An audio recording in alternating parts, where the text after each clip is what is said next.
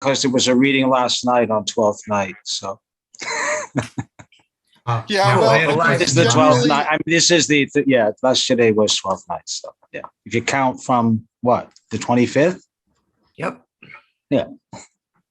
Although Sir Andrew, January very 6th quickly. is called Epiphany, so it says it is somewhat of a matter of dispute as to whether last night was Twelfth Night or this night is Twelfth Night. But in any event, this is when we're doing our reading of Twelfth Night, and we're all here. Hi, I'm Paul Sugarman, the Instant Shakespeare Company. And tonight, our first reading of 2022 is Twelfth Night. So let me just introduce you. Just to anybody have any questions before we begin? I just want Sir Andrew a note. We're supposed to do a round. Sir Toby, Sir Andrew, and the clown. A round of sing, just short round of singing, just very, very briefly in 2-3. Yes. So we're just I'll start it, and it's just gonna be. I'm just gonna be going 1 and 2 and 3 and 4 and 2, 5 and 6 and and every 4 counts somebody comes in. That's it. Just I'm trying to remember it. Remind me when we get there. I'll be drunk. Yeah, there'll be a round. They're in the play. It's called a catch. Yes. Called a catch, but that's a round. It's just like row. I just know that we say. Were you talking about that hold thy tongue business, right? Hold it. It's where the 3 of them are together. Hold thy peace. Hold thy peace. I shall never begin if I hold my peace. Yes. You'll yes. Get it. We're just going to try to do a round. We'll find it. All right. Okay. Well, anyways, yeah. Question: we're turning our video. We turn our videos off when we're not speaking. Correct. Yeah, so just going to remind you, when you're in the scene, have your video and sound on. When you're not in the scene, stop your video and mute yourself. And also mute yourself if you've got other sorts of background noise you're dealing with. And let me just introduce you and then we can get started. So starting Barry. If you just sort of introduce yourself, say who you are and what role you're playing. Hi, my name is Barry Roy, and I'll be playing the Duke. Okay. And Johanna. Hi, I'm Johanna Erickson, and I am playing Olivia. And Maren. Hello, I'm Maren Sugarman, and I'm playing Viola. And Trudi. Trudi Bird, Sir Toby Belch. Mark. Hi, I'm Mark Gering. I'm playing the clown Feste. Robert. Hi, Robert Malvolio. Okay. And Michael. I'm Michael Gardner, and I'm playing Sir Andrew Aguecheek. And Lisa. Hi, I'm Lisa Barnett. I'm playing Mariah and Valentine until Eleanor shows up. Okay. And Jennifer. Hi, I'm Jennifer Finger. I am playing Fabian. Okay. And Cindy. Hi, I'll be playing Curio, the first officer, and the priest. Okay. And Charles. Hi, I'm Charles, and I'll be playing Sebastian. And Timur. Hi there, I'm Timur Kocak, and I'll be Antonio. Okay, and I think I've introduced everyone who's here. Did I miss anybody? So speak up. If not, then let's get on with the show, and we may have someone else joining us. Eleanor may be coming in to play some parts.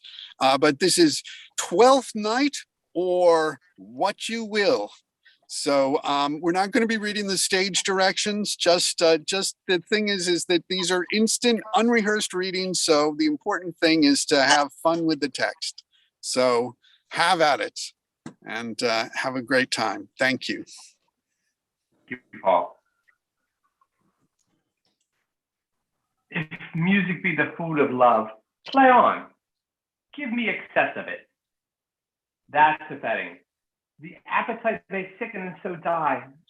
Oh, that's straight again. It had a dying fall. Oh, it came on my ear like the sweet sound that breathes upon a bank of violets, stealing and giving odor. Enough, no more. 'Tis not so sweet now as it was before. O spirit of love, how quick and fresh art thou, that notwithstanding thy capacity, receivest as the sea, naught enters there, of what validity the pitch soe'er, but falls into abatement and low price, even in a minute so full of shapes is fancy, that is alone is high fantastical. Will you go hunt, my lord? What curio? The heart. Why, so I do, the noblest that I have. Oh, when mine eyes did see Olivia first, methought she purged the air of pestilence. That instant was I turned into a hart, and my desires, like fell and cruel hounds, ere since pursue me. How now? What news of her from her?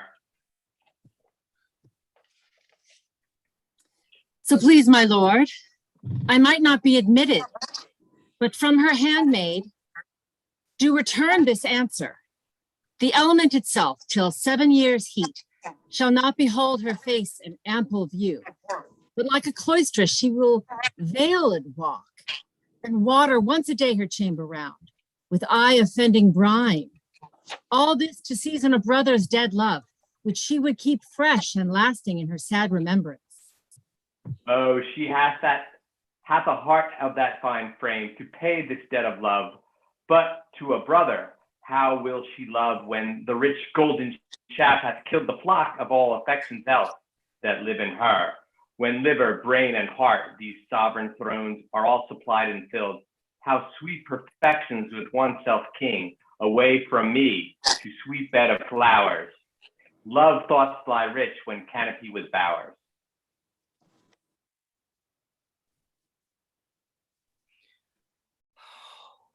What country, friends, is this?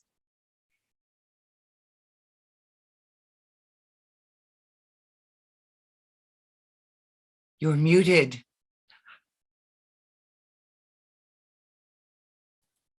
We can't hear you.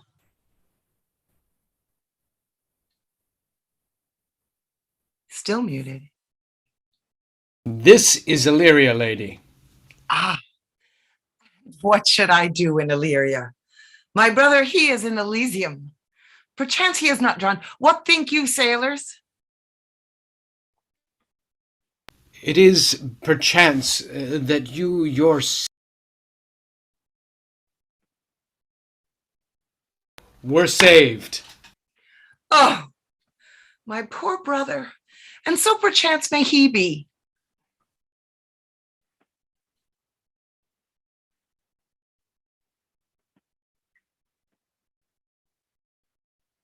It keeps on muting you. I'll go on it.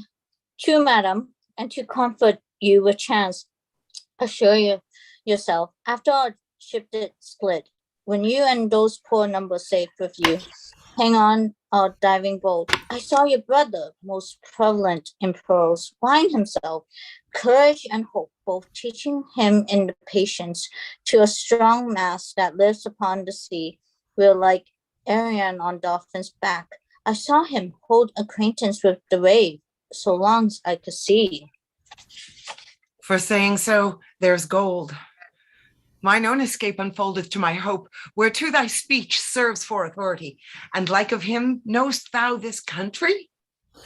Aye, madam, madam. well, for I was bred and born at 3 hours' travel from this very place. Who governs here? A noble duke, in name as in nature. What is his name? Orsino. Orsino. I have heard my father name him. He was a bachelor then. And so is now, or was so very late. But for a month ago I went from hence, and then 'twas fresh in murmur, as you know, what great ones do the less will prattle of, that he did seek the love of fair Olivia. Who's she?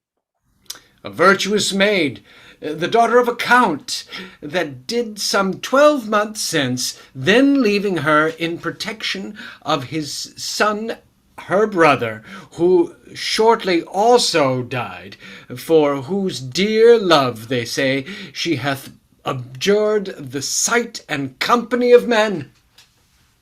Oh, that I served that lady, and might not be delivered to the world till I had made mine own occasion mellow, what my estate is. That were a hard to compass, because she will admit no kind of suit, no, not the Duke's.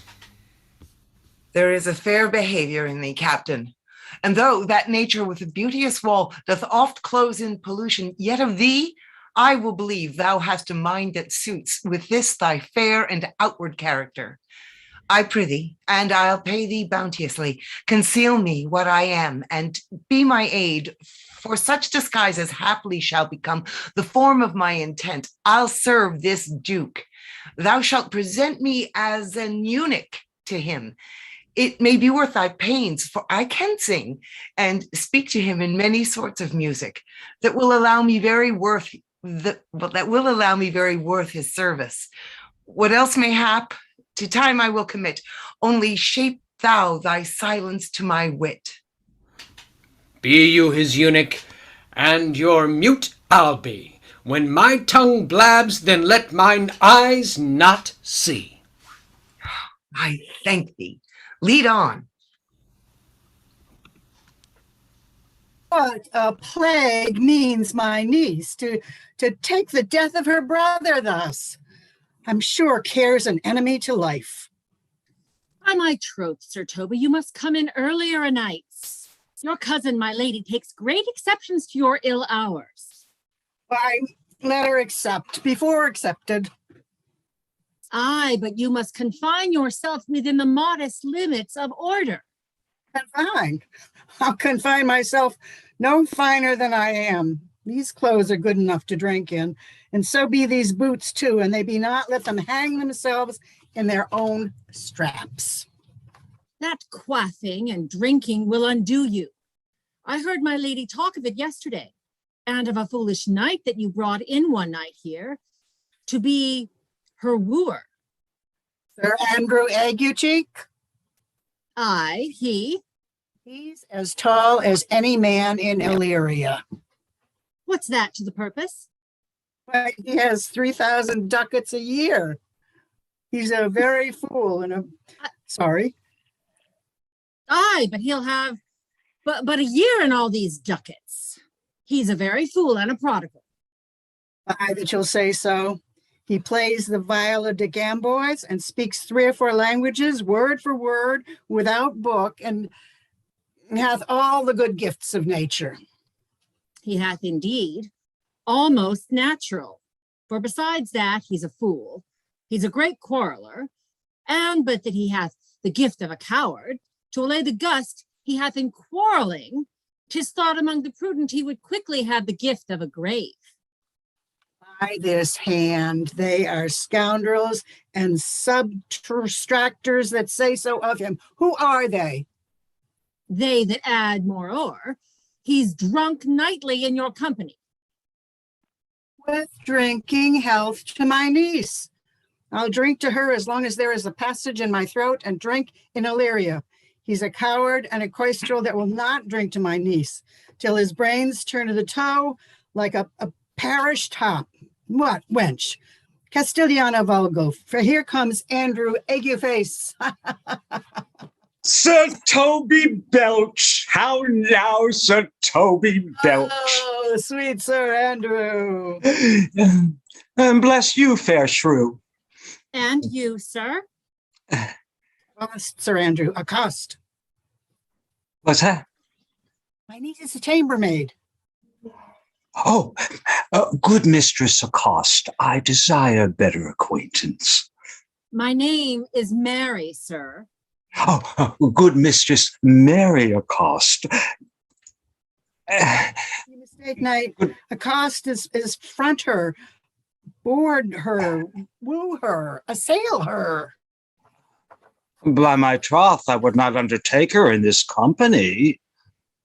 Is that the meaning of a cost? Fare you well, gentlemen. Now that part so, Sir Andrew, with some might never draw sword again. And you part so, mistress, might I never draw sword again. Fair lady, do you think you have fools in hand? Sir, I have not you by the hand. Marry, but you shall have. And here's my hand. Now, sir, thought is free. I pray you bring your hand to the buttery bar and let it drink. Wherefore, sweetheart? What's your metaphor? It's dry, sir. Why, I think so. I am not such an ass, but I can keep my hand dry. But what's your jest? A dry jest, sir. Are you full of them? Aye, sir, I have them at my fingers' ends. Marry, now I let go your hand, I am barren. Oh, knight, thou lackst a cup of canary. When did I see thee so put down? Never in your life, I think, unless you see canary put me down. Methinks sometimes I have no more wit than a Christian or an ordinary man has. But I am a great eater of beef, and I believe that does harm to my wit. No question. And I thought that, I do forswear it. I'll ride home tomorrow, Sir Toby. Why, my dear knight? What is pourquoi? Do or not do? I would have had bestowed the time and the tongues that I had in fencing, dancing, and bear baiting. Oh, had I but followed the arts. Then hadst thou had an excellent head of hair. Why, would that have mended my hair? Ask question, for thou seest it will not curl by nature. Oh, but it becomes me well enough, does not? Excellent. It hangs like flax on a distaff. I hope to see a hussy take thee between her legs and spin it off. Faith, I'll home tomorrow, Sir Toby. Your niece will not be seen, or if she be seen, it's 4 to 1 she's none of me. The Count himself here hard by woos her. None of the Count. She'll not match above her degree, neither in estate, years, nor wit. I have heard her swear it. There's life in it, man. I'll stay a month longer. I am a fellow of the strangest mind in the world. I delight in masks and revels, sometimes all together. Oh, thou good at these kickshaws this night? As any man in Illyria, whatsoever he be under the degree of my betters, and yet I will not compare with an old man. Is thy excellence in a galliard, knight? Faith, I can cut a caper. Oh, and I can cut the mutton to it. And I think I had the back trip simply as strong as any man in Illyria. Wherefore art these things hid? Wherefore have these gifts a curtain before them? Are they like to take dust like Mistress Mal's picture? Why dost thou not go to church in a galliard and come home in a caranto? My very walk should be a jig. I would not so much as make water, but in a syncopace. What dost thou mean? Is it a world to hide virtues in? I did think by the excellent constitution of thy leg, it was formed under the star of a galliard. Aye, 'tis strong, and it does indifferent well in a damned colored stock. Shall we set about some revels? What shall we do else? Were we not born under Taurus? Taurus, that's sides and heart. Oh, sir, it is legs and thighs. Let me see thee caper. Ha! Higher! Higher! Higher!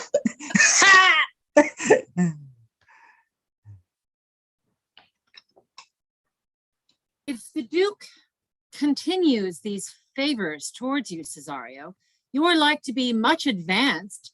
He hath known you but 3 days, and already you are no stranger. you either fear his humor or my negligence, that you call in question the continuance of his love. Is he inconstant, sir, in his favors? No, believe me. Oh, I thank you. Here comes the Count. Who saw Cesario ho? On your attendance, my lord. Here. Stand you a while aloof. Cesario, thou knowest no less, but all I have unclasped. To thee, the book even of my secret soul, therefore, good youth, address thy gate unto her, but not deny thy access. Stand on her doors, and tell me, there thy fixed foot shall grow, till shall have audience. Sure, my noble lord. If she be so abandoned to her sorrow as it is spoke, she never will admit me. Be clamorous and leave all civil bounds rather than make unprofited return. Well, say I do speak with her, my lord. What then? Then unfold the passion of my love. Surprise her with discourse of my dear faith. It shall become thee to act my woes. She will attend it better in thy youth than in Nuno's of more grave aspect. I think not so, my lord. Dear lad, believe it, for they shall not belie up thy happy years. That say thou art a man, Danae's lip is no more smooth and rubious thy shalt small pipe, is as the maiden organ shrill in sound, and all is semblative of woman's part. I know thy constellation is right apt, for this I fare, some 4 and 5 attend him. And if you will, for I myself am best, when least in company, prosper well in this, and thou shalt live as freely as thy lord, to call his fortune thine. I'll do my best to woo your lady, yet a barful strife. Whoe'er I woo, myself would be his wife. Nay, either tell me where thou hast been, or I will not open my lips so wide as a bristle may enter, in way of thy excuse. My lady will hang thee for thy absence.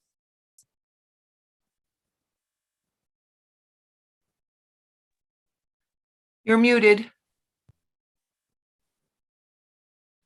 Make her hang me.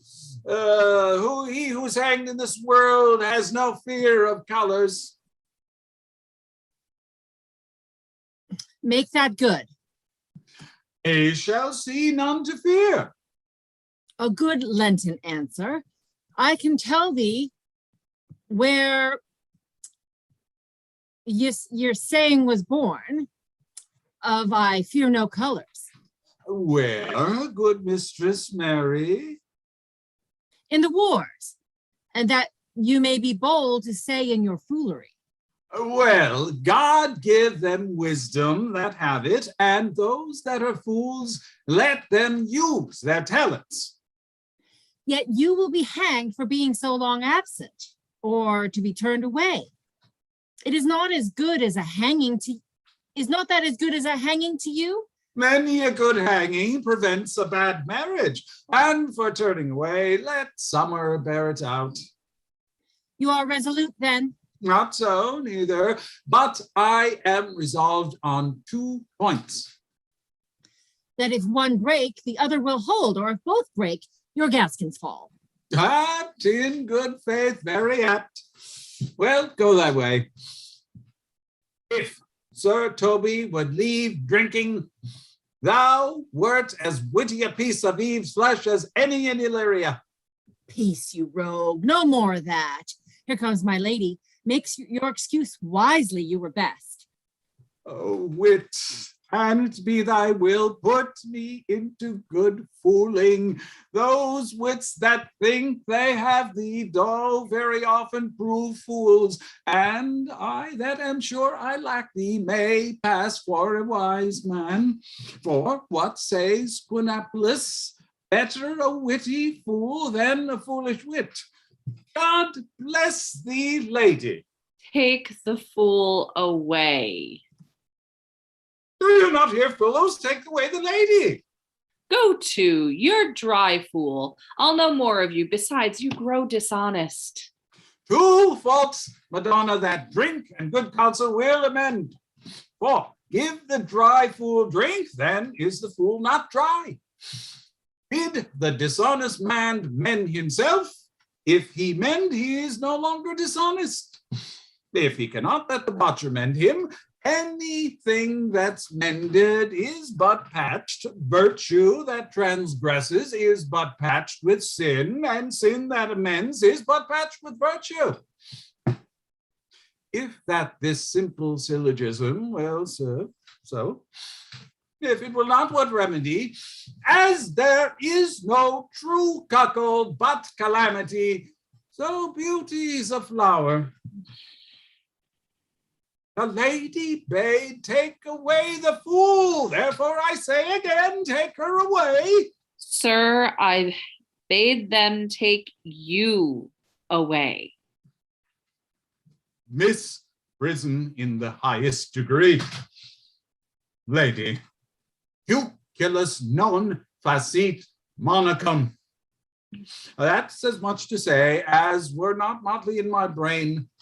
Good Madonna, give me leave to prove you a fool. Can you do it? Dexterously, good Madonna. Make your proof. I must catechize you for it, Madonna. Good my mouse of virtue, answer me. Well, sir, for want of other idleness, I'll bide your proof. Good Madonna, why mourn'st thou? Good fool, for my brother's death. I think his soul is in hell, Madonna.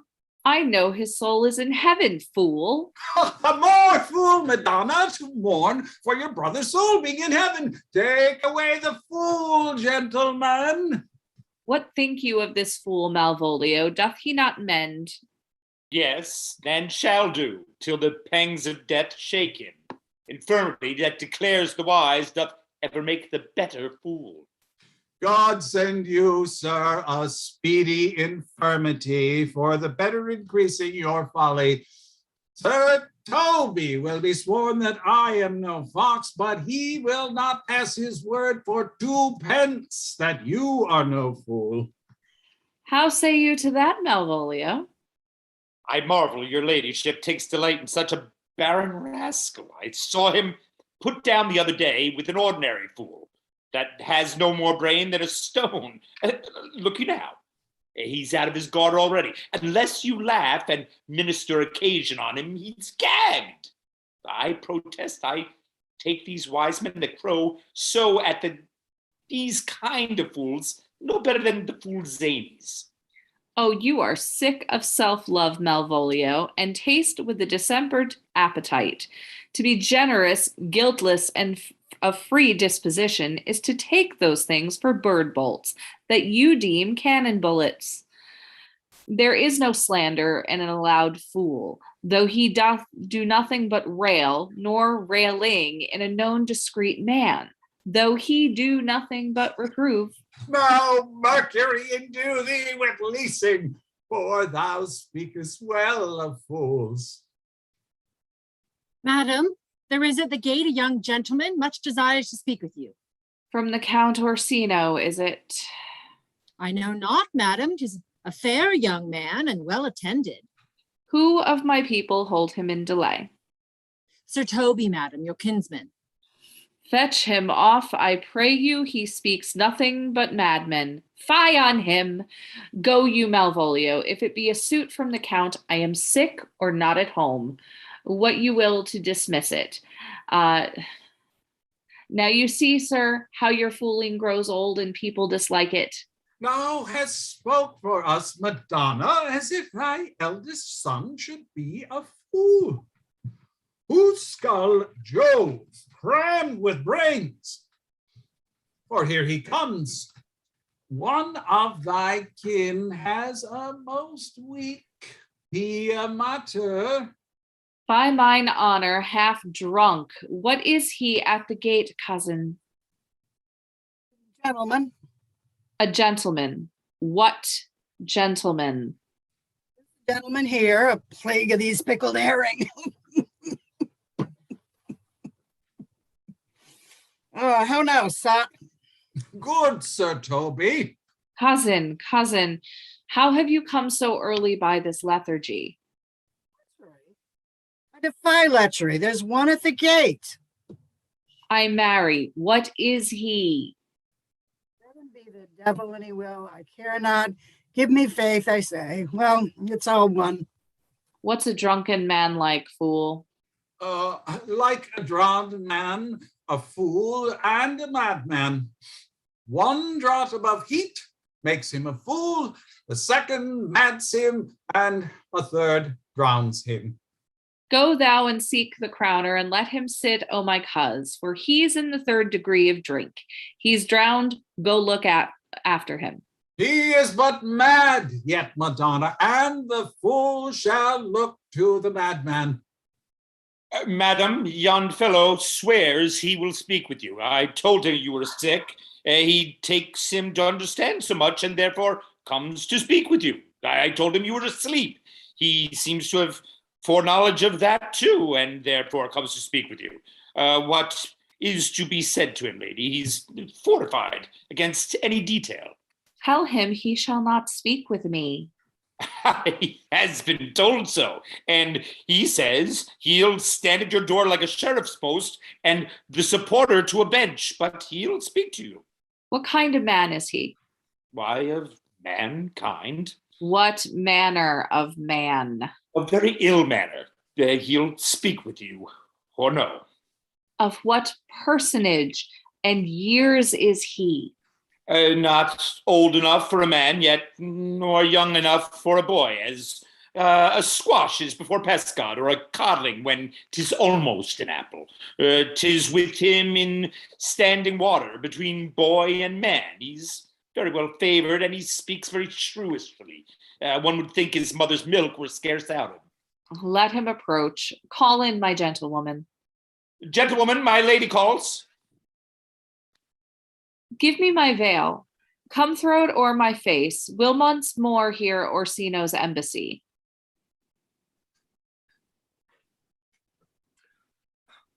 The honorable lady of the house, which is she? Speak to me. I shall answer for her your will. Most radiant, exquisite, and unmatchable beauty. I pray you tell me if this be the lady of the house, for I never saw her. I would be loath to cast away my speech, for besides that it is excellently well penned, I have taken great pains to con it. Good beauties, let me sustain no scorn. I am very comfortable, even to the least sinister usage. Whence came you, sir?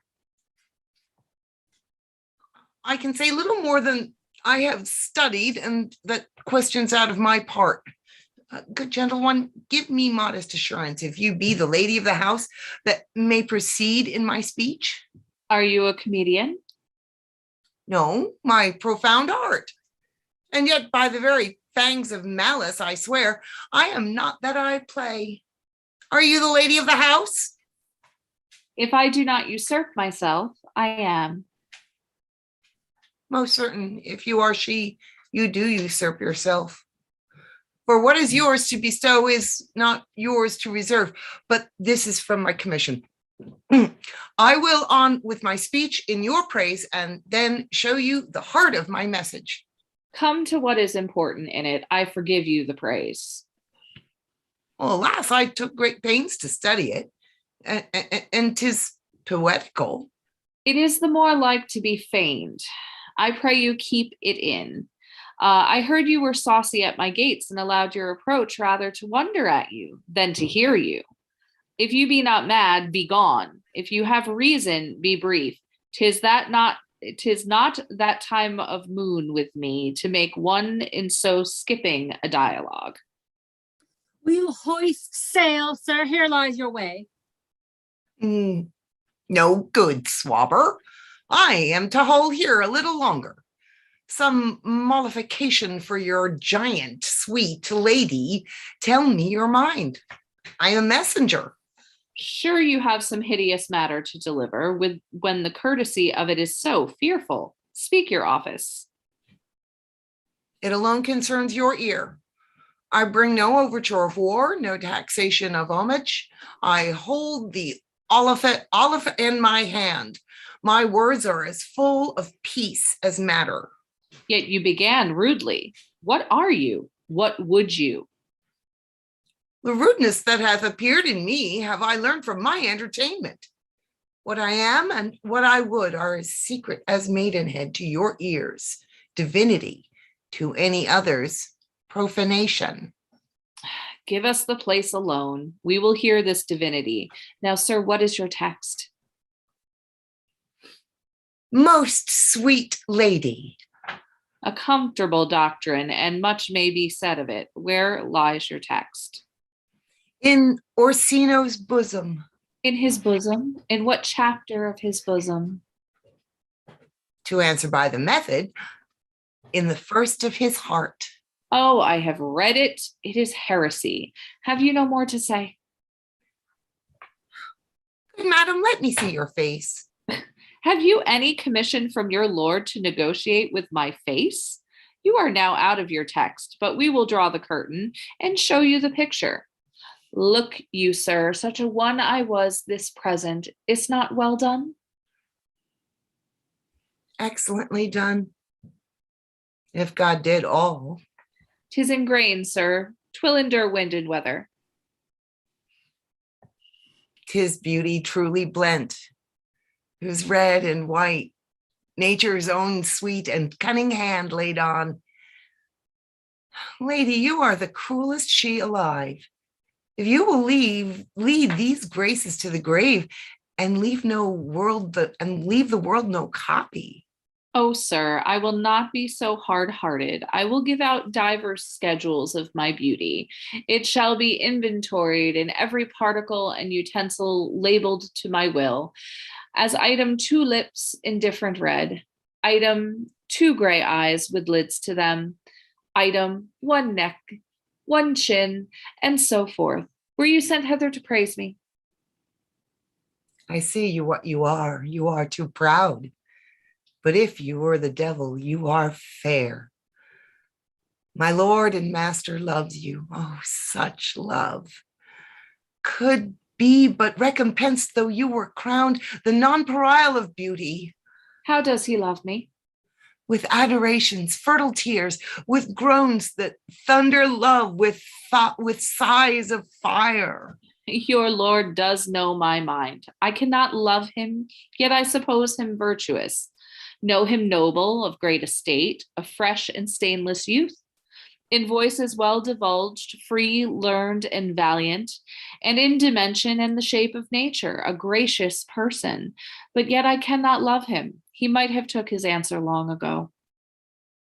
If I did love you in my master's flame, with such a suffering, such a deadly life, in your denial, I would find no sense.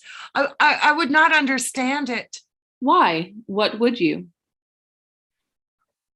Make me a willow cabin at your gate and call upon my soul within the house. Write loyal cantons of contemned love and sing them loud even in the dead of night.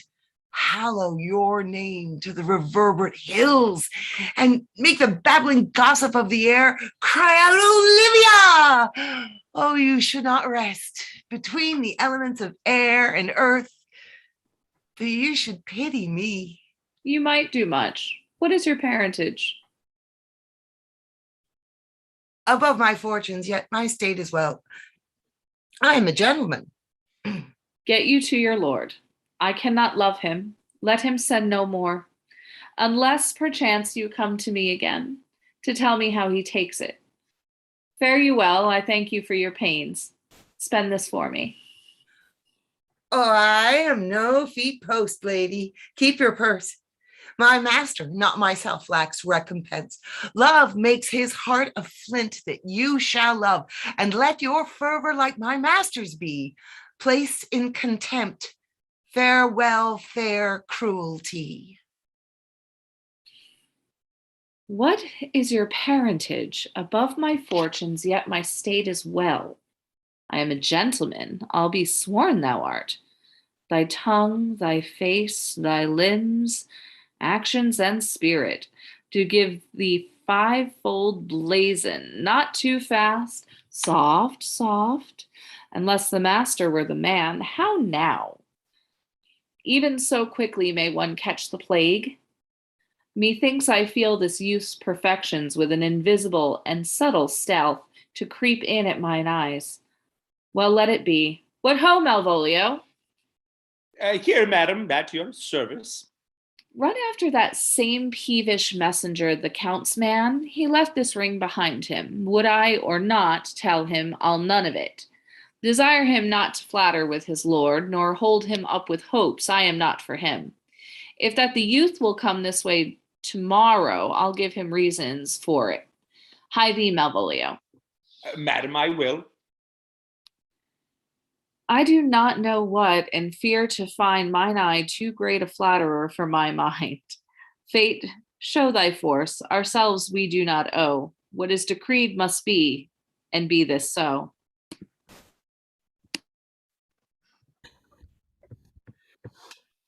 Will you stay no longer? No, will you not, that I go with you? By your patience, no. My stars shine darkly over me. The malignancy of my fate might perhaps distemper yours. Therefore, I shall crave of you your leave, that I may bear my evils alone. It were bad recompense for your love to lay any of them on you. Let me know of you whither you are bound. No, sooth sir. My determinate voyage is mere extravagancy, but I perceive in you so excellent a touch of modesty that you will not extort from me what I am willing to keep in. Therefore, it charges me in manners the rather to express myself. You must know of me then, Antonio. My name is Sebastian, which I called Rodrigo. My father was that Sebastian of Messaline, whom I know you have heard of. He left behind him myself and a sister, both born in an hour. If the heavens had been pleased, would we have been so ended. But you, sir, altered that. So for some hour before you took me from the breach of the sea, was my sister drowned. Alas, the day! A lady, sir. Though it said she much resembled me, was yet of many accounted beautiful, but though I could not with such estimable wonder over fair believe that, yet thus far I will boldly publish her. She bore a mind that envy could not but call fair. She is drowned already, sir, with salt water, though I seem to drown her remembrance again with more. Pardon me, sir, your bad entertainment. Oh, good Antonio, forgive me your trouble. If you will not murder me for my love, let me be your servant. If you will not undo what you have done, that is, kill him whom you have recovered, desire it not. Fare ye well at once. My bosom is full of kindness, and I am yet so near the manners of my mother that upon the least occasion more, mine eyes will tell tales of me. I am bound to the Count Orsino's court.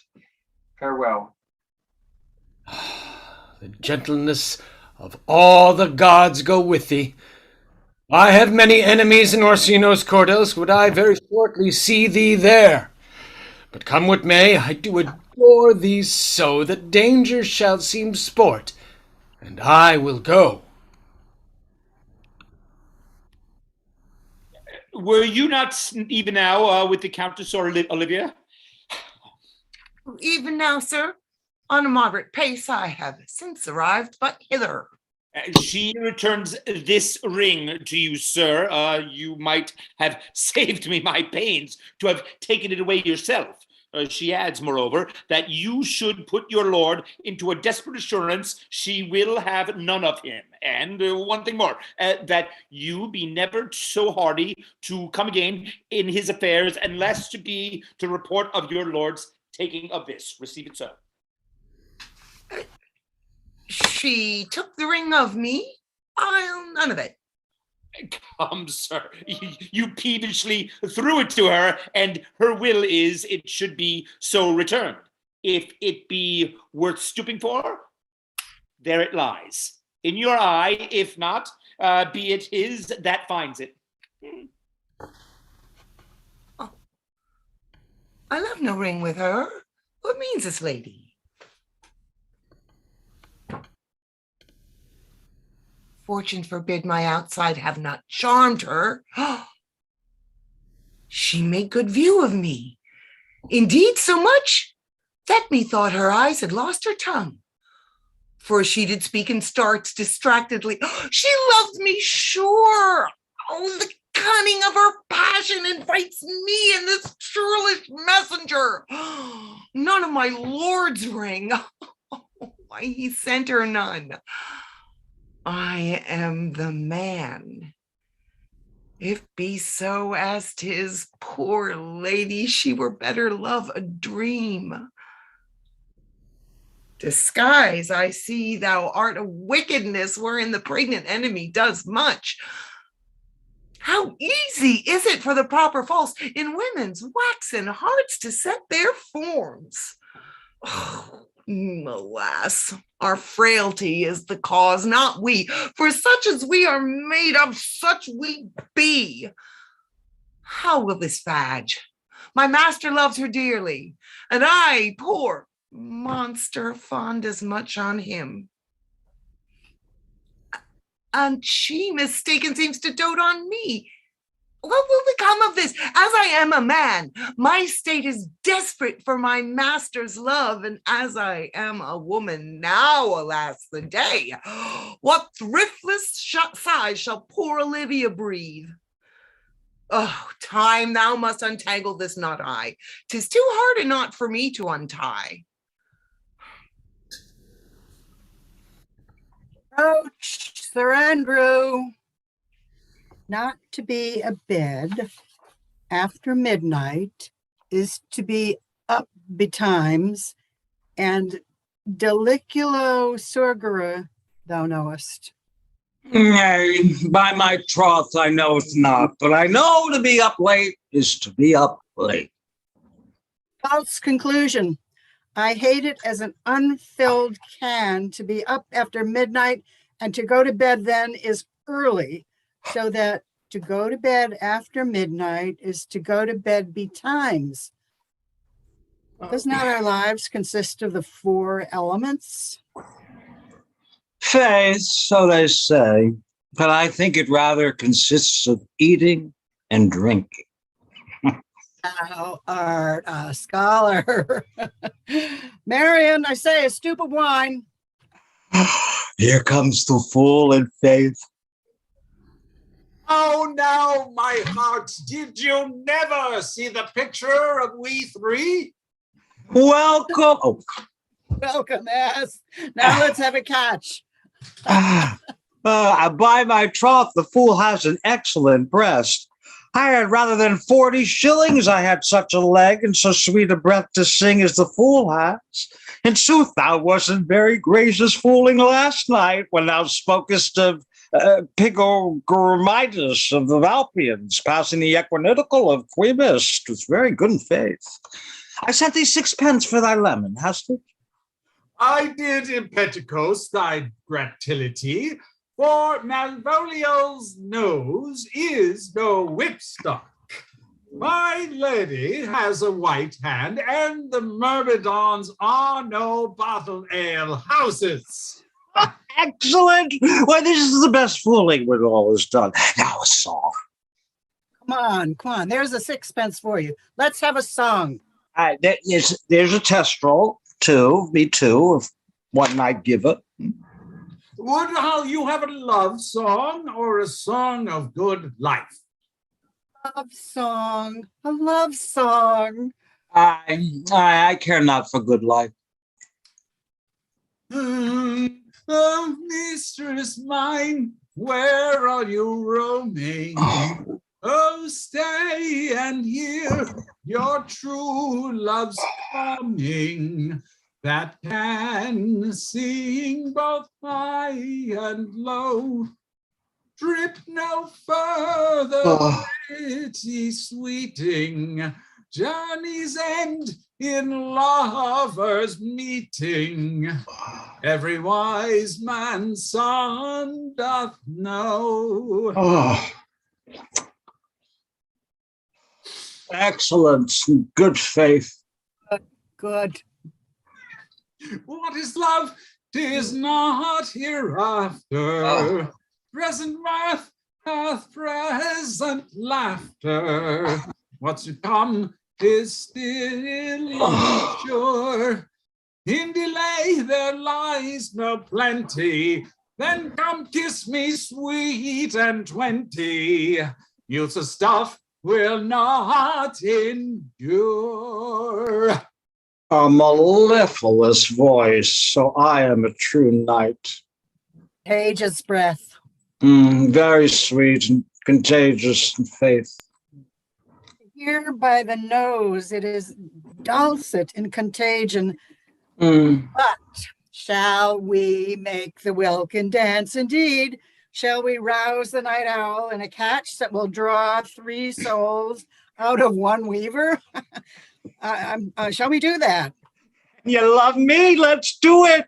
I am a dog in a catch. For ladies, sir, and some dogs will catch well. Most certain. Let our catch be thou knave. Hold thy peace, thou knave knight. I shall be constrained in it to call thee knave knight. This is not the first time I have constrained one to call me knave. Begin full. It begins, hold thy peace. I shall never begin if I hold my peace. In faith, come, begin. 1 and 2 and 3 and 4 and 5 and 6 and 7 and 3 8 and 4 and 9 and 10 and 11 and 1 and 2 and 3 and 4 and 1 and 2 and 3 and 4 and 1 and 2 and 3 and 4 and 1. Is he gonna come on it? and 8 and 9. Do you keep here?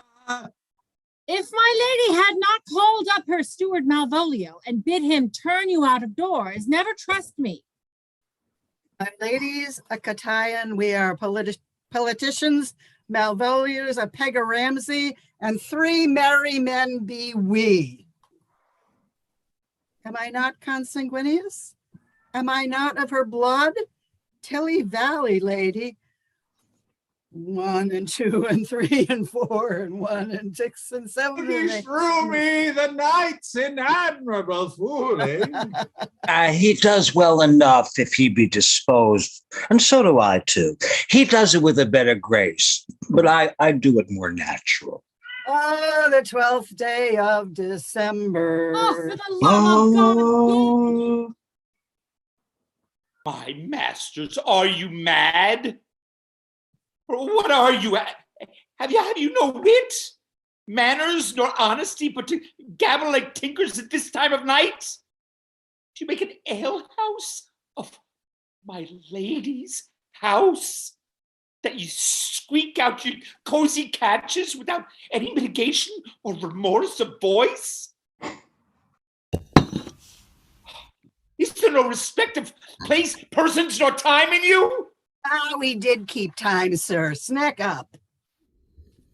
Sir Toby, I must be round with you. My lady bade me tell you that though she harbors you as her kinsman, she's nothing allied to your disorders. If you can separate yourself from your misdemeanors, you are welcome to the house. If not, it would please you to take leave of her. She is very willing to bid you farewell.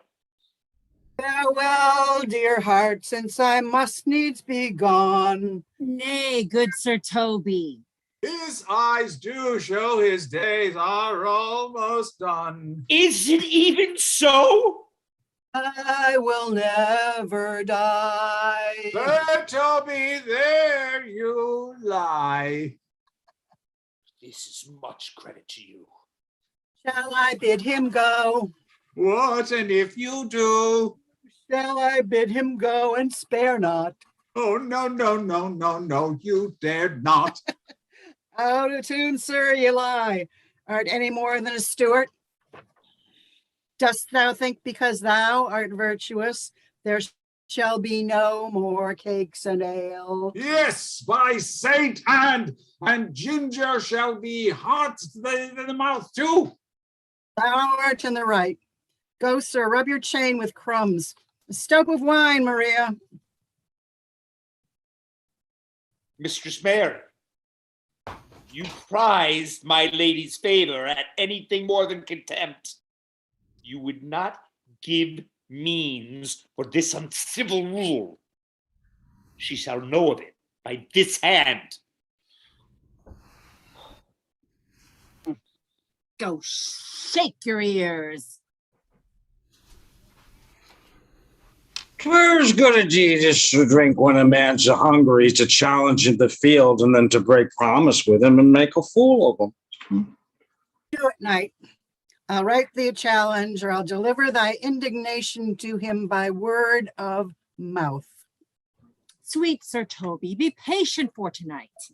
Since the youth of the Count was today with my lady, she is much out of quiet. For Monsieur Malvolio, let me alone with him. If I do not gull him into an A word and make him a common recreation, do not think I have written enough to lie straight in my bed. I know I can do it. Possess us. Tell us something of him. Marry, sir, sometimes he is a kind of Puritan. Oh, if I thought that, I'd beat him like a dog. For being a Puritan, thy exquisite reason, dear knight. I have no exquisite reasons for it, but I have reason good enough. The devil a Puritan that he is, or anything constantly but a time pleaser, an affectioned ass that comes straight without book and utters it by great swarths.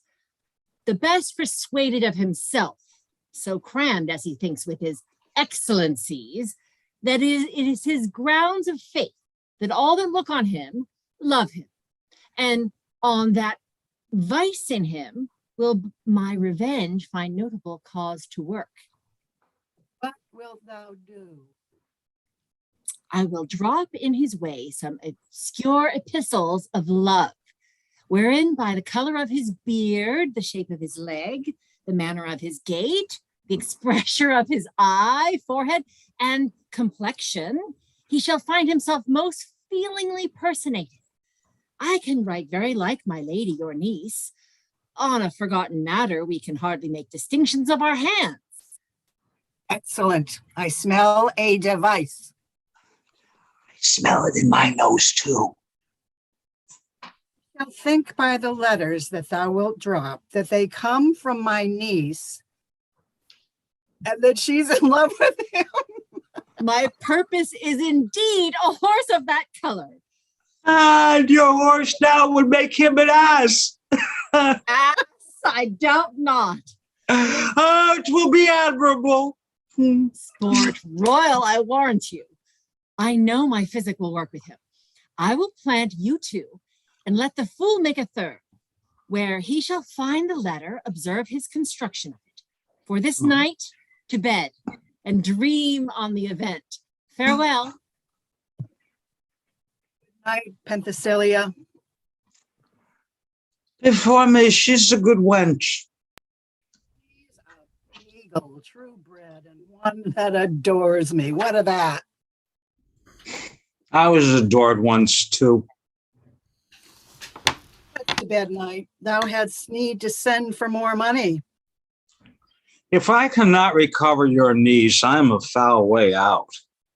Send for money, Knight. If thou hast her not, in the end, call me cut. If I do not, never trust me. Take it how you will. Come. I'll go burn some sack. It's too late to go to bed now. Come, Knight. Come, Knight. Give me some music. Now, good morrow, friends. Now, good Cesario. But that piece of song, that old and antique song we heard last night, methought it did relieve my passion much, more than light airs and recollected terms of these most brisk and giddy-paced times come, but one verse. He is not here, so please your lordship, that should sing it. Who was it? Feste, the jester, my lord, a fool that the Lady Olivia's father took much in delight in. He is about the house.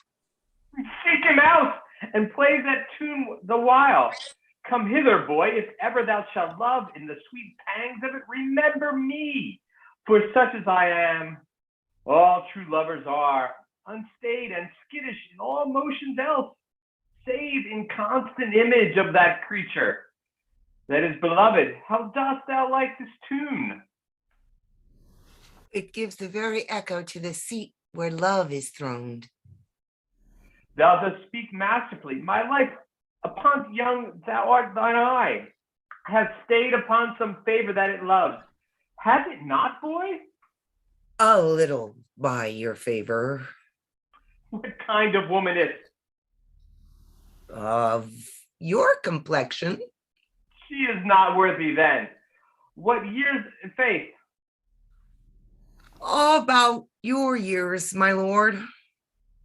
Too old, by heaven. Let still the woman take an elder than herself, so wears she to him, so sways that she level in her husband's heart. For boy, whoever do we praise ourselves? Our fancies are more giddy and firm, more longing, wavering, soonest thou lost and worn than woman's are. I think it well, my lord. Then let thy love be younger than thyself, or thy affection cannot hold the bent. For women are as roses, whose fair flower be once displayed, doth fall, then their hour.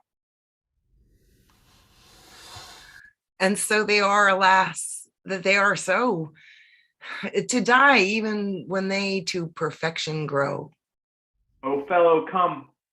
The song we had last night, make it Cesario. It is old and clean. The spinsters and knitters in the sun, and the free maids that weave their thread and bone with bones, do use to chant. It is silly tooth, and dallies with the innocence of love, like the old age.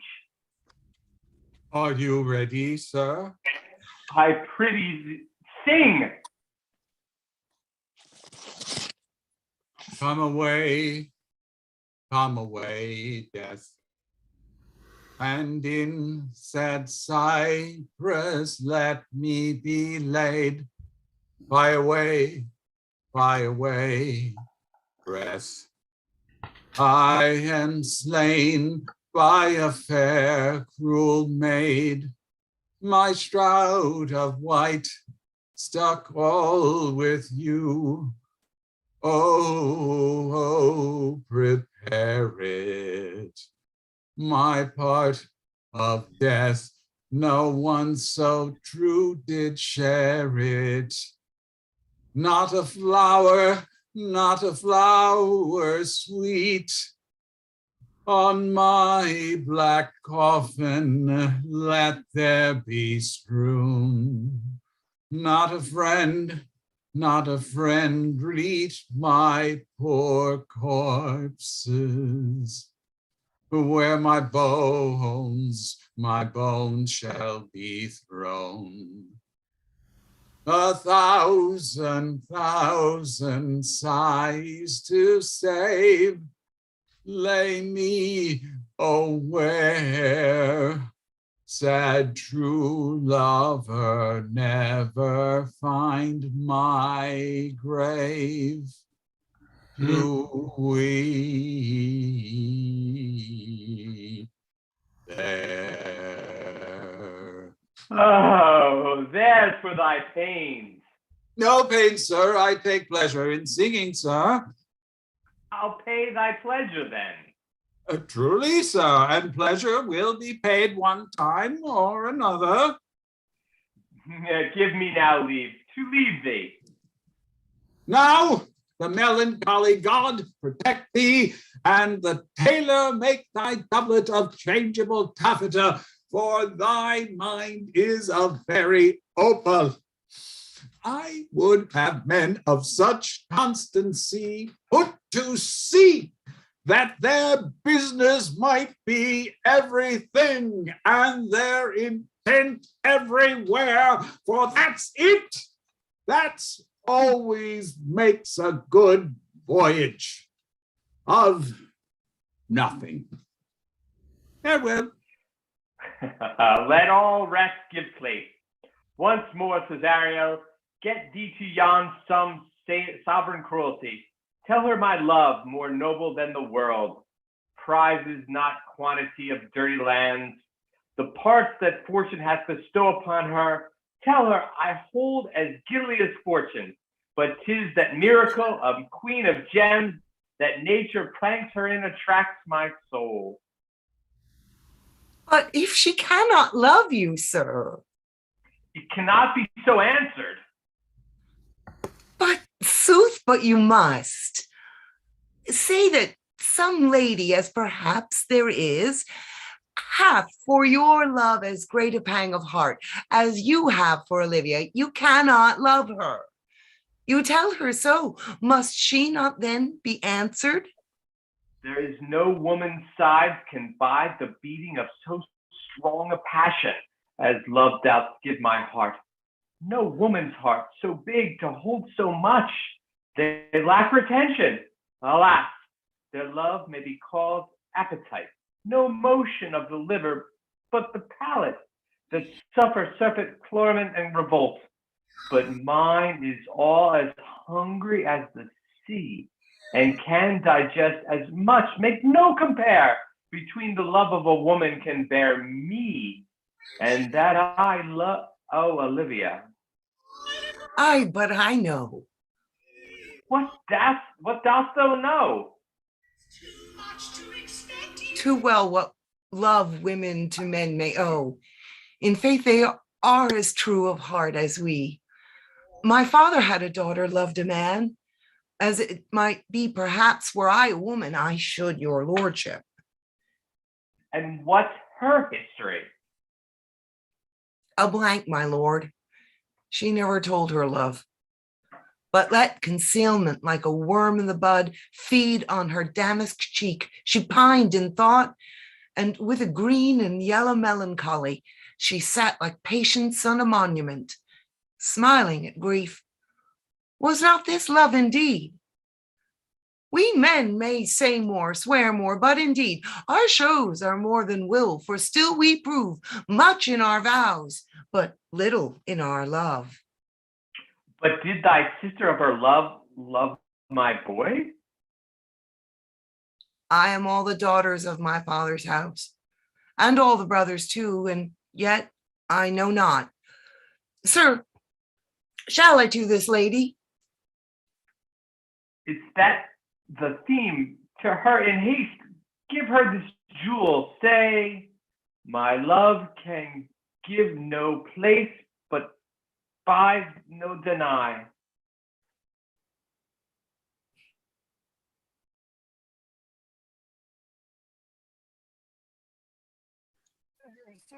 Sir, come my way, Senor Fabian.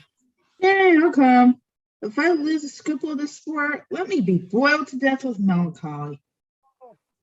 Wouldst thou not be glad to have the niggardly, rascally leader come by some notable shame? I would exult, man. You know, he brought me out of favor with my lady about a bear baiting here. Anger him, we'll have the bear again, and we will fool him black and blue. Shall we not, Sir Andrew? And we do not. It is a pity of our lives.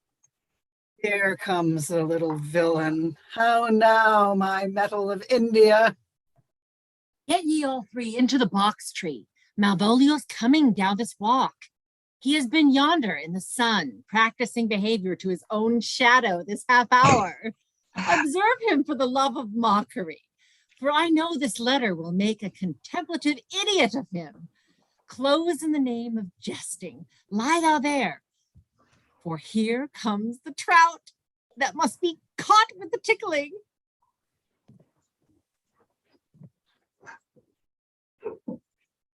'Tis all but fortune. All is fortune.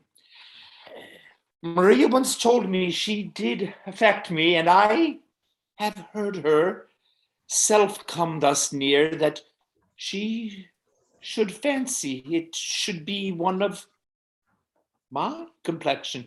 But besides, she uses me with more exalted respect than anyone else that follows her.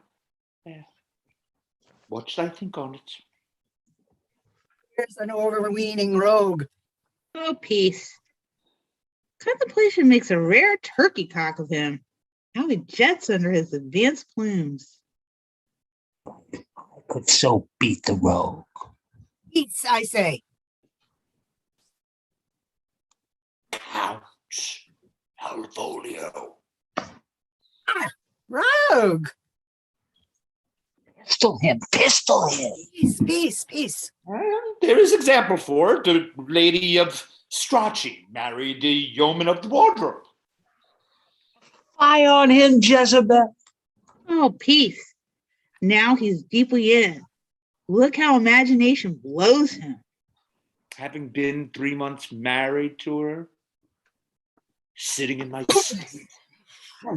For a stone bow to hit him in the eye. calling my officers about me in my branched velvet gown, having come from the bed where I've left Olivia sleeping. Fire and brimstone. Oh, peace.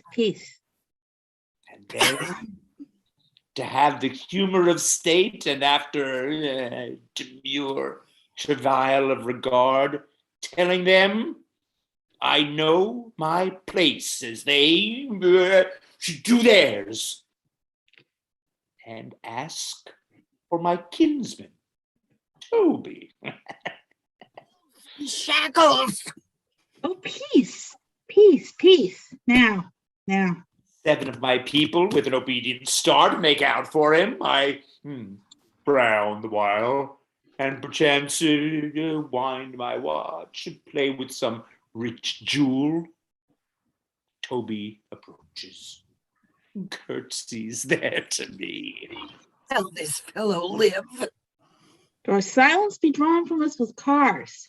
Yet peace. I extend my hand to him thus, familiar smile with an austere regard of control. Toby take you a blow of the lips then? Saying, cousin Toby, my fortunes having cast me on your niece, give me the prerogative of speech. What? You must amend your drunkenness. Cab. Nay, patience. Or break the sinews of our plot. Besides, you waste the treasure of your time with the foolish knight. That's me, I warned you. One Sir Andrew. I knew it was me, for many to call me fool. Oh, what employment do we have here? Now is the woodcock near the gent. And the spirit of humor, intimate reading aloud to him. By my life, 'tis my lady's hand. These be her very C's, her U's, her T's, and thus makes she her great P's.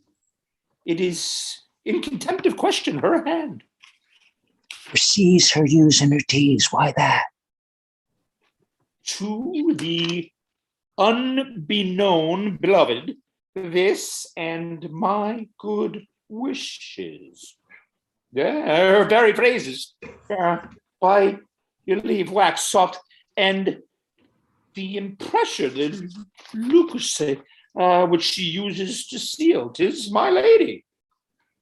For whom should this be? This wins him, liver and all. Jove knows I love, but who? Lips do not move, no man must know. no man must know. What follows? The numbers alter. No man must know. If this should be the Malvolio.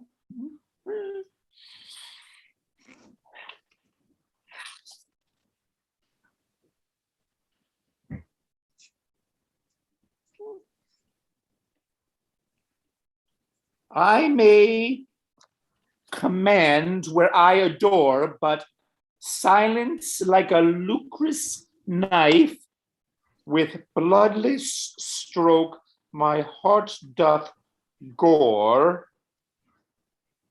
MOAI doth sway my life. Fustian riddle. Excellent wench, say I. MOA doth sway my life. Nay, but first let me see. Let me see. What dish of poison has she dressed him? With what wing the stallion checks at it? I may command thee where I adore. Why, she may command me. I serve her. She is my lady. Why, this is evident to any formal capacity. There is no obstruction in this. And the end, what should all that alphabetical position pretend? If I could make it resemble something in me, shortly, MOAI. Oh, I make up that he is now at a cold scent. Said I will cry upon it for all this. I'll be as rank as a fox. Malvolio, why, that begins my name. Did not I say he will work it out? The cure is excellent at faults. But then there is no constancy in the sequel that suffers under probation. A should follow, but O does. And O shall end, I hope. Oh, or I'll cudgel him and make him cry, oh. And then I comes behind. Aye. And you had any eye behind you, you might see more detraction at your heels than fortunes before you. MOAI. This simulation is not as the former, yet as to crush this little, it would bow to me, for every one of these letters are in my name. Stop, there follows prose. If this fall into thy hand, revolve. In my stars, I am above thee, but be not afraid of greatness. Some are become great, some achieve greatness, and some have greatness thrust upon them. Thy fates open their hands, let thy blood and spirit embrace them, and to ensure thyself to what thou art like to be, cast thy humble slow and appear fresh. Be opposite with a kinsman, surly with servants, let thy tongue tang arguments of the state. Put thyself in the trick of singularity. She thus advises thee that sighs for thee. Remember who commended thy yellow stockings, and wish to see thee ever cross-garters. I say, I remember, go to, thou art made, if thou art desired ist to be so. If not, let me see thee steward, still the fellow of servants, and not worthy to touch fortune's finger farewell. She that would alter services with thee, the fortunate unhappy daylight and champion discovers not more. Oh, this is open. Oh, I will be proud. I will read politic authors. I will baffle Sir Toby. Oh, I will wash off gross acquaintance. I will be the point device, the very man I do not now fool myself to let imagination jade me. For every reason excites to this that my lady loves me. She did commend my yellow stockings of late. She did praise my legs being cross-gartered. And in this, she manifests herself to my love.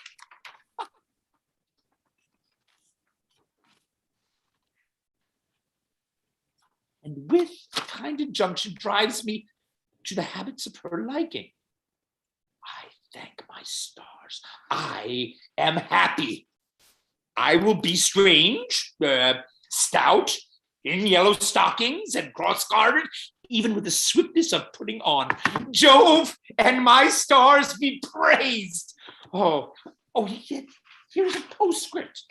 Thou canst not choose but know who I am. If thou entertainest my love, let it appear in thy smiling. Thy smiles become thee well. Therefore, in my presence, still smile, dearo, my sweet, I prithee.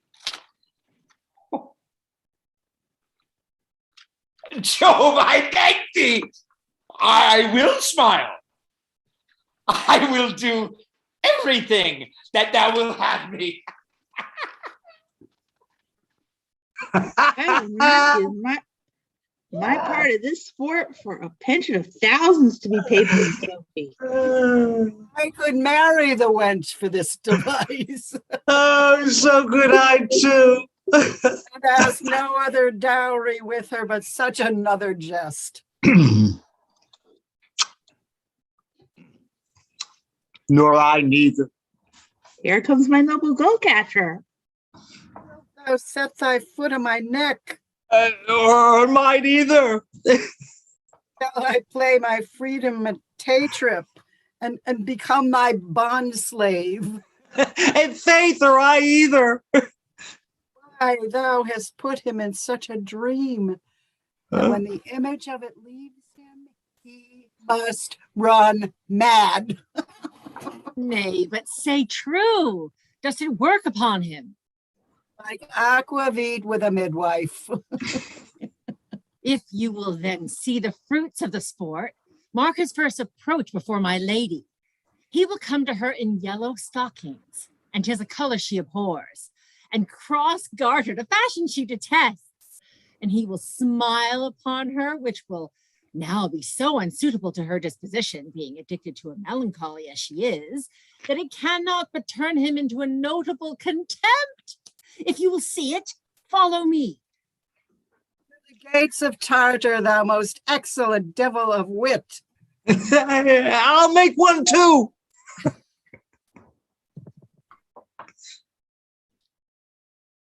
Great job, everyone. Thank you. We're going to just take a brief break here before 3-1. I tried to send it in the chat, but so we'll be starting again at 9:05. Just wanted to sort of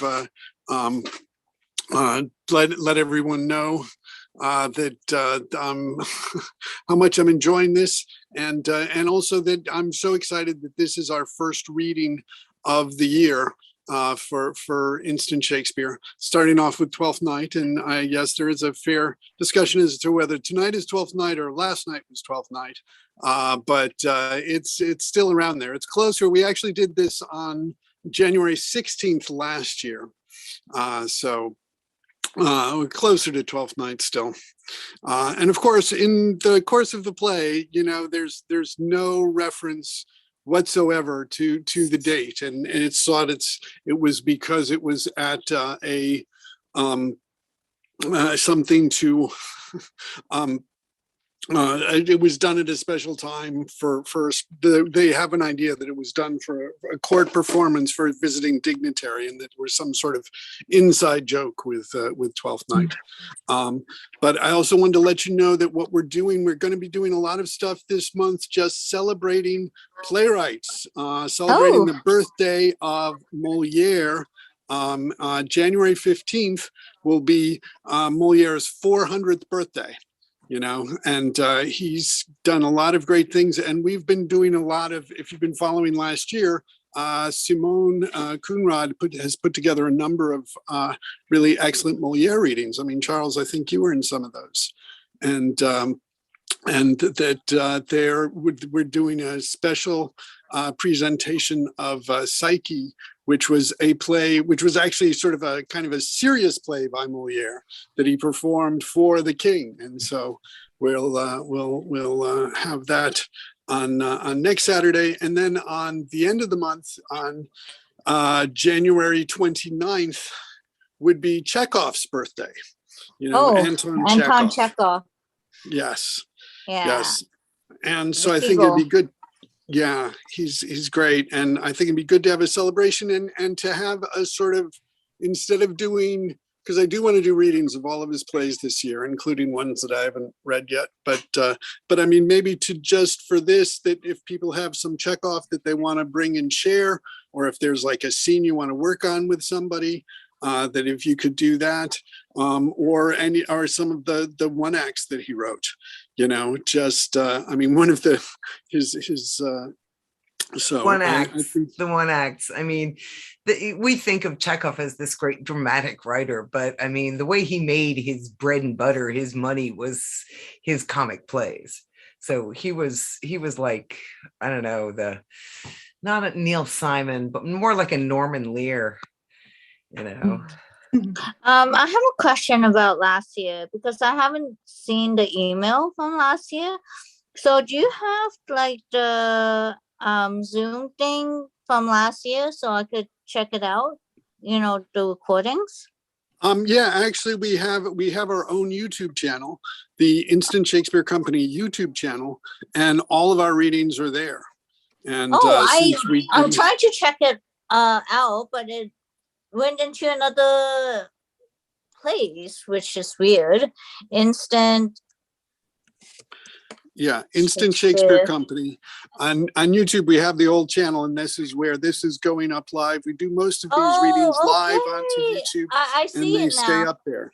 And we have a number of them. I actually need to do more in terms of organizing them and getting them up there. But I mean, last year we did over 85 things on Zoom, and we've done some before, so there's more than 100 things up there. I'll check it out.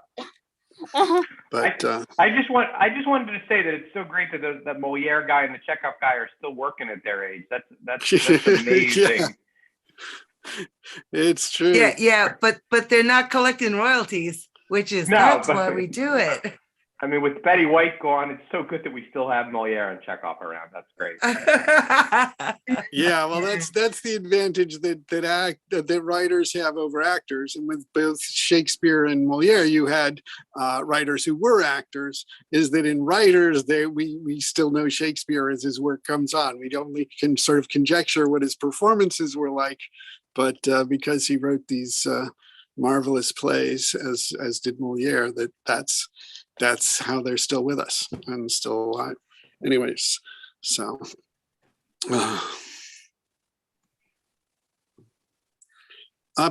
Barry, I don't know, you keep going muted. It looked like you were saying something. So we can grab a little food if we want for a few minutes. Well, actually the few minutes are up. It's now 9:05. So I'm sorry I distracted you, just to sort of we're doing it. I mean, it's almost 9:05, so I think it's best to sort of go on, and if there's a time when you have like time off after, I think you've got some actual time until Act 5, which is then Act 5, which is all one scene. So, but does anybody have last time that I didn't make it? I had a sore throat for the Comedy of Error, but I'm all better. I get strep a lot, and the doctor didn't even want to see me. But, Yeah. Yeah, well, that happens. I mean, that's part of the thing with the instant. We just have to sort of, so I'm glad you're able to join us today, though. thank you. All right. And yeah, so let's get back now with Actus Tertius Scena Prima, which is just one of the best scenes ever. So just not to put too much pressure on you. Oh, no pressure there. Thank you. Sorry. Oh, save thee, friend, and thy music. Dost thou live by the Tabor? No, sir, I live by the church. Art thou a churchman? No such matter, sir. I do live by the church. For I do live at my house, and my house doth stand by the church. So thou may say the king's lies by a beggar, if a beggar dwell near him, or the church stands by the Tabor, if thy Tabor stand by the church. You have said, sir, to see this age, a sentence is but a cheverel glove to a good wit. How quickly the wrong side may be turned outward. Nay, that's certain. They that dally nicely with words may quickly make them wanton. I would, therefore, my sister had no name, sir. Why, man? Why, sir, her name's a word, and to dally with that word might make my sister wanton. But indeed, words are very rascals, since bonds disgrace them. Thy reason, man. Oh, troth, sir, I can yield you none without words, and words are grown so false, I am loath to prove reason with them. I warrant thou art a merry fellow, and carest for nothing. Not so, sir. I do care for something, but in my conscience, sir, I do not care for you. If that be to care for nothing, sir, it would make you invisible. Art thou not the Lady Olivia's fool? No, indeed, sir, the Lady Olivia has no folly. She will keep no fool, sir, till she be married. And fools are as like husbands, as pilchers are to herrings, the husband's the bigger. I am indeed not her fool, but her corrupter of words. I saw thee late at the Count Orsino's. Foolery, sir, does not walk about the orb like the sun. It shines everywhere. I would be sorry, sir, but the fool should be as oft with your master as it were with my mistress. I think I saw your wisdom there. Oh, nay, and thou pass upon me. I'll no more with thee. Hold, here, there's expenses for thee. Now, Jove, in his next commodity of hair, send thee a beard. By my troth, I'll tell thee, I am almost sick for one, though I would not have it grow on my chin. Is thy lady within? Would not a pair of these have bread, sir? Yes, being kept together and put to use. I would play Lord Pandros of Phidia, sir, to bring a Cressida to this Troilus. I understand you, sir. 'Tis well begged. The matter, I hope, is not great, sir. Begging but a beggar. Cressida was a beggar. My lady is within, sir. I will consider to them whence you come, who you are, and what you would are out of my welcome.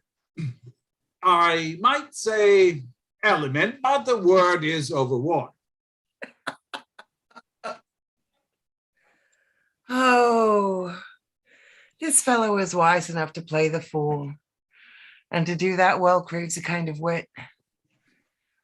He must observe their mood on whom he jests, the quality of persons, and the time, and like the haggard, check at every feather that comes before his eye. This is a practice as full of labor as a wise man's art.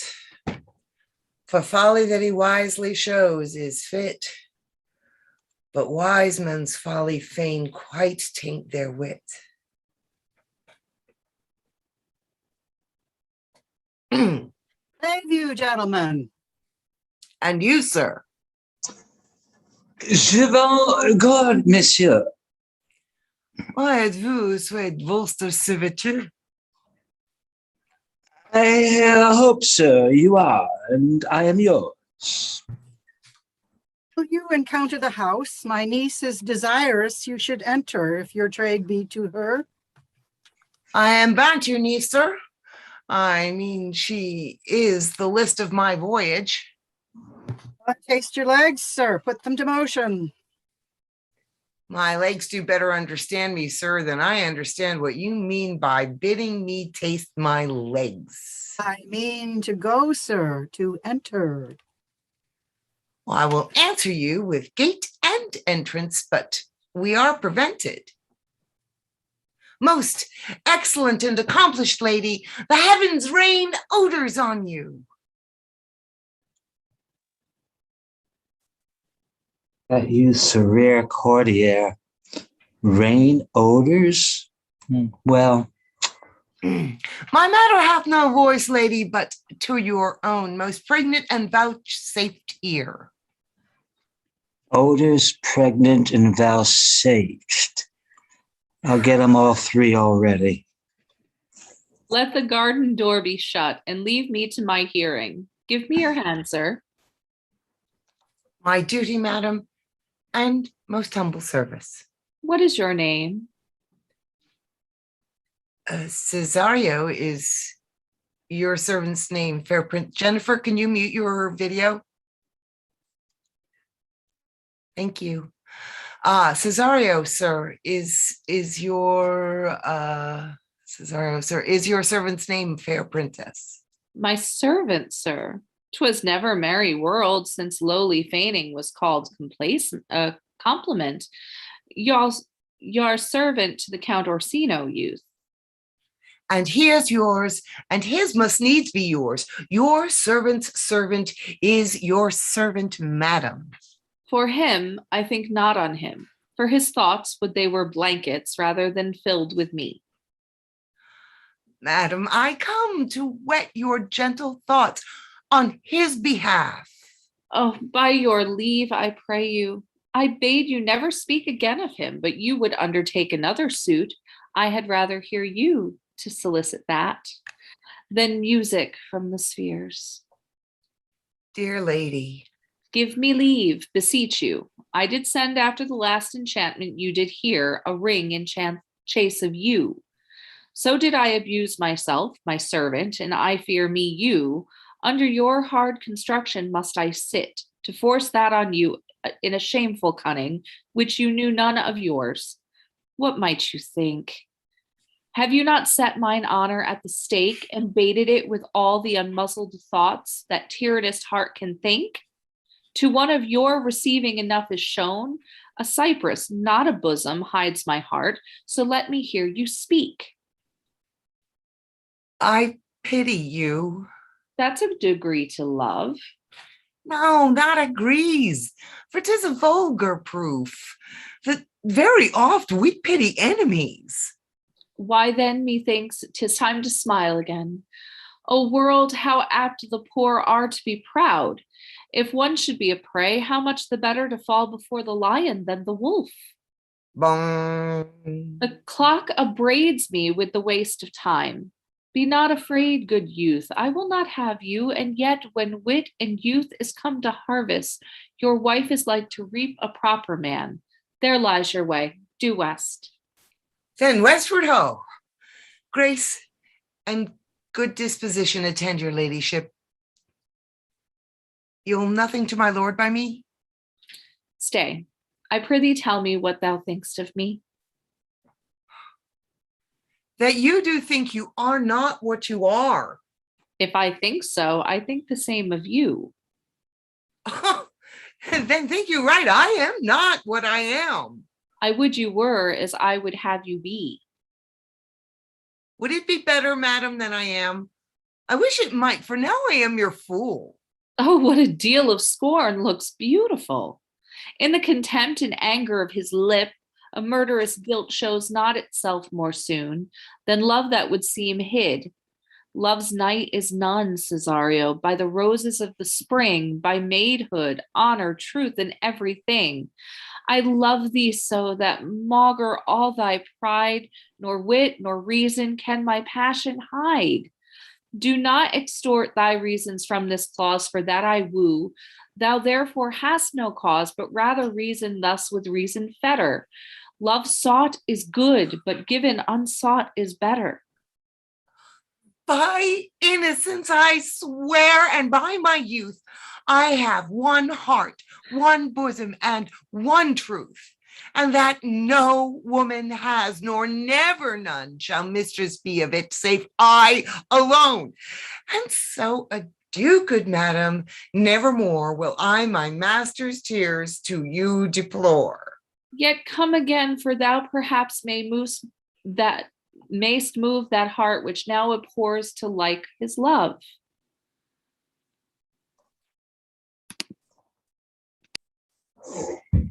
Nay, faith, I'll not stay a jot longer.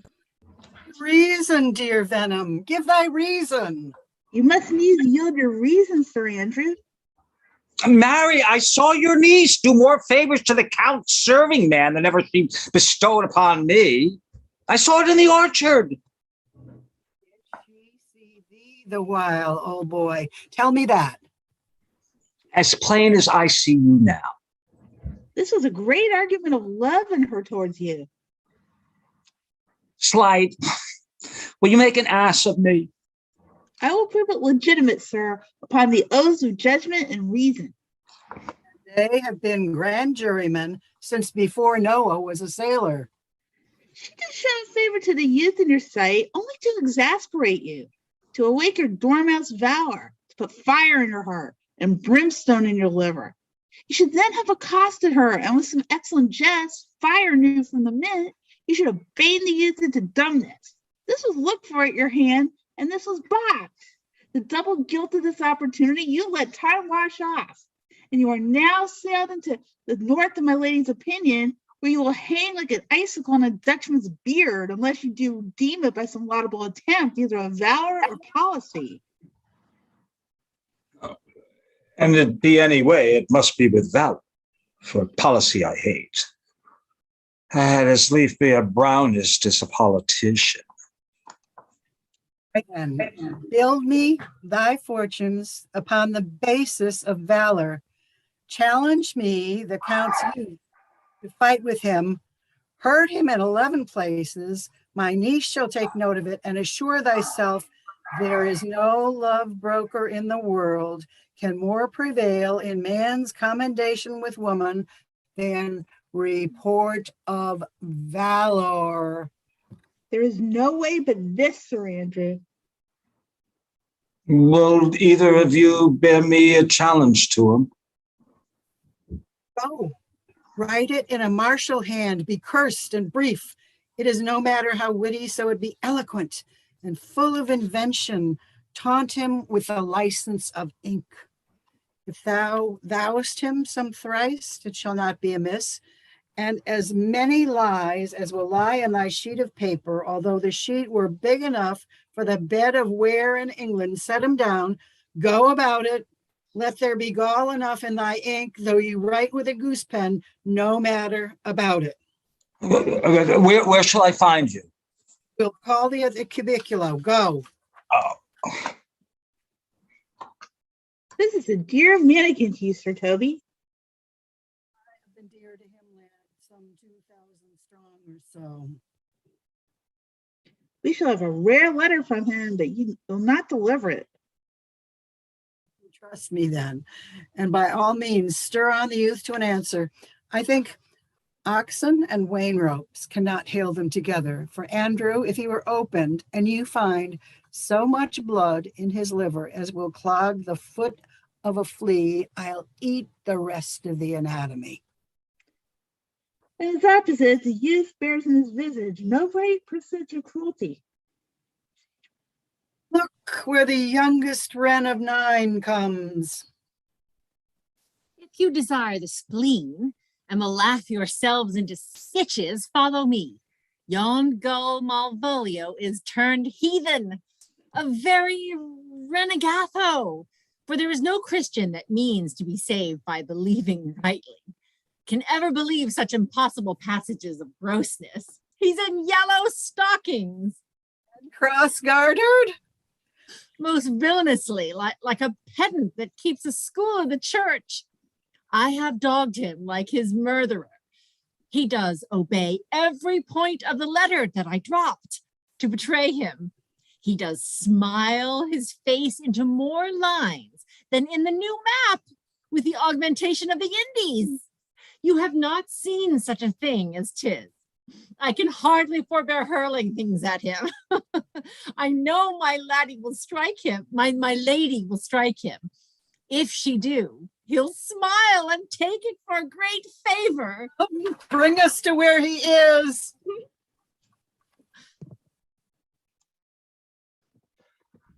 I would not, by my will, have troubled you, but since you make your pleasure of your pains, I will no further chide you. I could not stay behind you. My desire, more sharp than filed steel, did spur me forth. And not all love to see you, though so much as I might have drawn one to a longer voyage, but jealousy, that might befall your revel, being unskilled in these parts, which to a stranger unguided and unfriended might prove rough and unhospitable. My willing love, the rather by these arguments of fear set forth in your pursuit. And kind Antonio, I can no other answer make but thanks, and ever oft good tunes are shuffled off with such uncurrent pay. But where my worth as is my conscience firm, you should find better dealing. What's to do? Shall we go see the relics of this town? Tomorrow, sir. Best first go see your lodgings. I am not weary, and 'tis long tonight.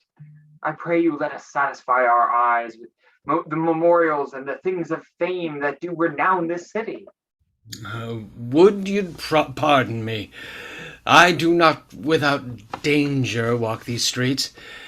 Once in a sea fight against the Count, his galleys, I did some service of such note indeed that were I ta'en here, I would scarce be answered. Like you slew great number of his people? The offence is not of such a bloody nature, albeit the quality of the time and quarrel might well have given us bloody argument. I might have since been answered in repaying what we took from them, which for traffic's sake most of our city did. Only myself stood out, for which, if I be lapsed in this place, I shall pay dear. Do not then walk too open. It doth not fit me. Hold, sir. Here's my purse. In the south suburbs at the Elephant is best to lodge. I will bespeak your diet, whiles you beguile the time, and feed your knowledge with viewing of the town. There you shall have me. Why, I your purse? Haply your eye shall light upon some toy you have desired to purchase, and your store, I think, is not for idle market, sir. I'll be your purse bearer and leave you for an hour. To the Elephant. I do remember.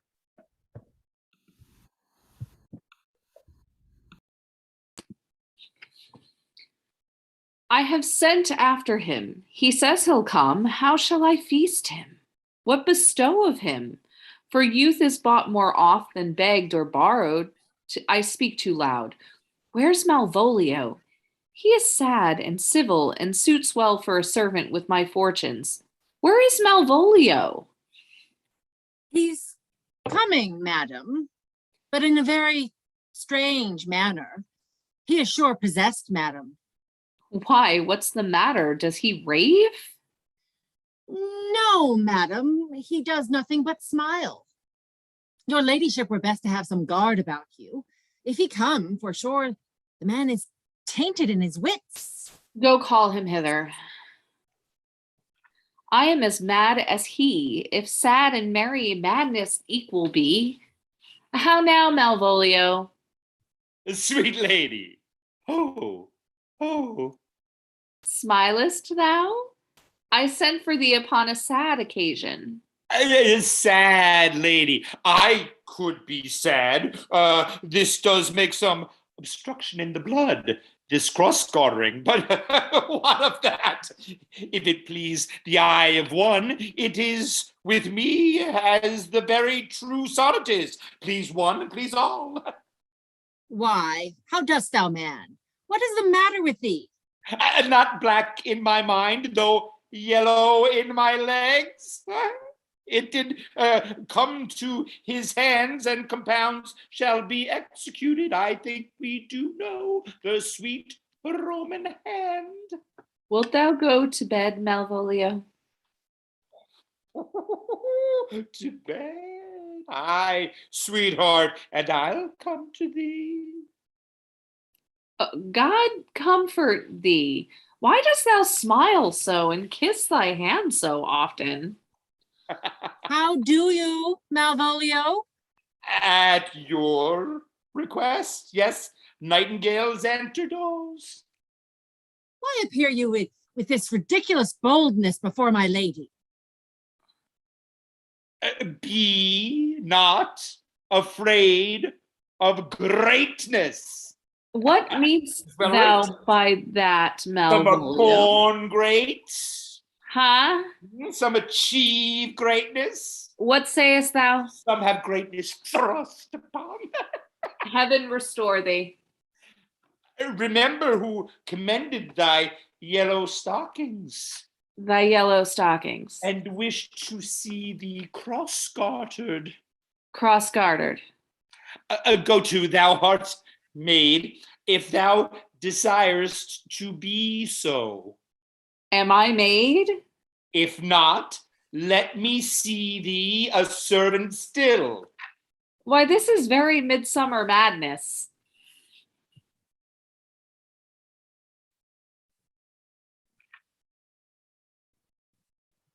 Oh, look, a gentleman of the Count Orsino's is returned. I'll come to him. Good Maria, let this fellow be looked to. Where's my cousin Toby? Let some of my people have a special care of him. I would not have him miscarry for the half of my dowry. Oh no, do you not come near me now? No worse than Sir Toby to look to me. This concurs directly with the letter. She sends him on purpose, that I may appear stubborn to him, for she incites me to that in the letter. I cast thy humble slow says, she be opposite with a kinsman, surly with servants. Let thy tongue languor with arguments of state. Put thyself into the trick of singularity, and consequently sets down the manner how. As a sad face, a reverent carriage, a slow tongue, in the habit of some sir of note, and so forth. I have limed her, but it is Jove's doing, and Jove make me thankful. And when she went away now, let this fellow be looked to. Fellow, not Malvolio, nor after my degree, but fellow. Why, everything adheres together. Not no dram of a scruple, no scruple of a scruple, no obstacle, no incredulous or unsafe circumstance. What can be said? Nothing can be said, can come between me and the full prospect of my hopes. Why, Jove, not I is the doer of this, and he is to be thanked.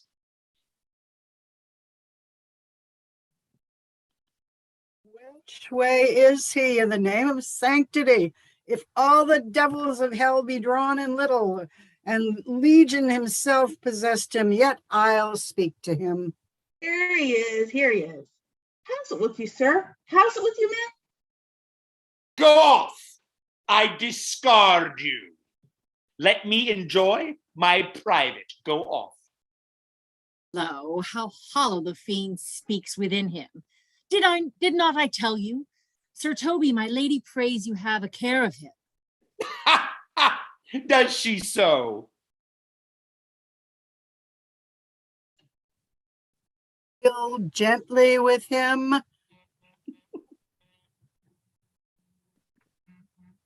Let me alone.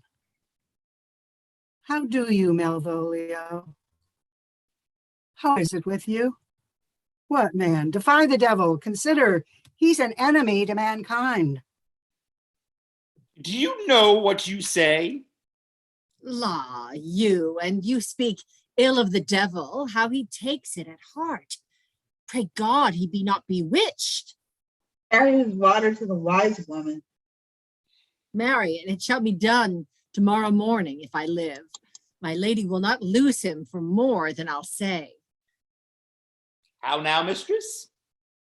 Oh, Lord. Prithee, hold thy peace. This is not the way. Do you not see you move him? Let me alone with him. No way but gentleness. Gently, gently.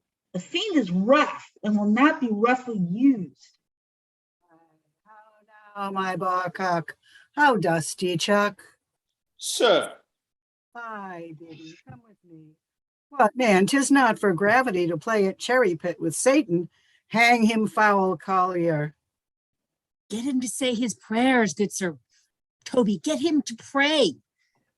My prayers, minx? No, I warrant you, he will not hear of godliness. Go hang yourselves all! You are idle, shallow things. I am not of your element. You shall know more hereafter. Is it possible? If this were played upon a stage now, I could condemn it as an improbable fiction. Very genius hath taken the infection of the device, man. Nay, pursue him now, lest the device take air and taint. I wish I'll make him mad indeed. The house will be the quieter. We'll have him in a dark room and bound. My niece is already in the belief that he's mad. We may carry it thus for our pleasure and his penance till our very pastime, tired out of breath, prompt us to have mercy on him, at which time we'll bring the device to the bar and crown thee for a finder of madmen. But see. More matter for May morning. Here's the challenge. Read it. I warrant there's vinegar and pepper in it.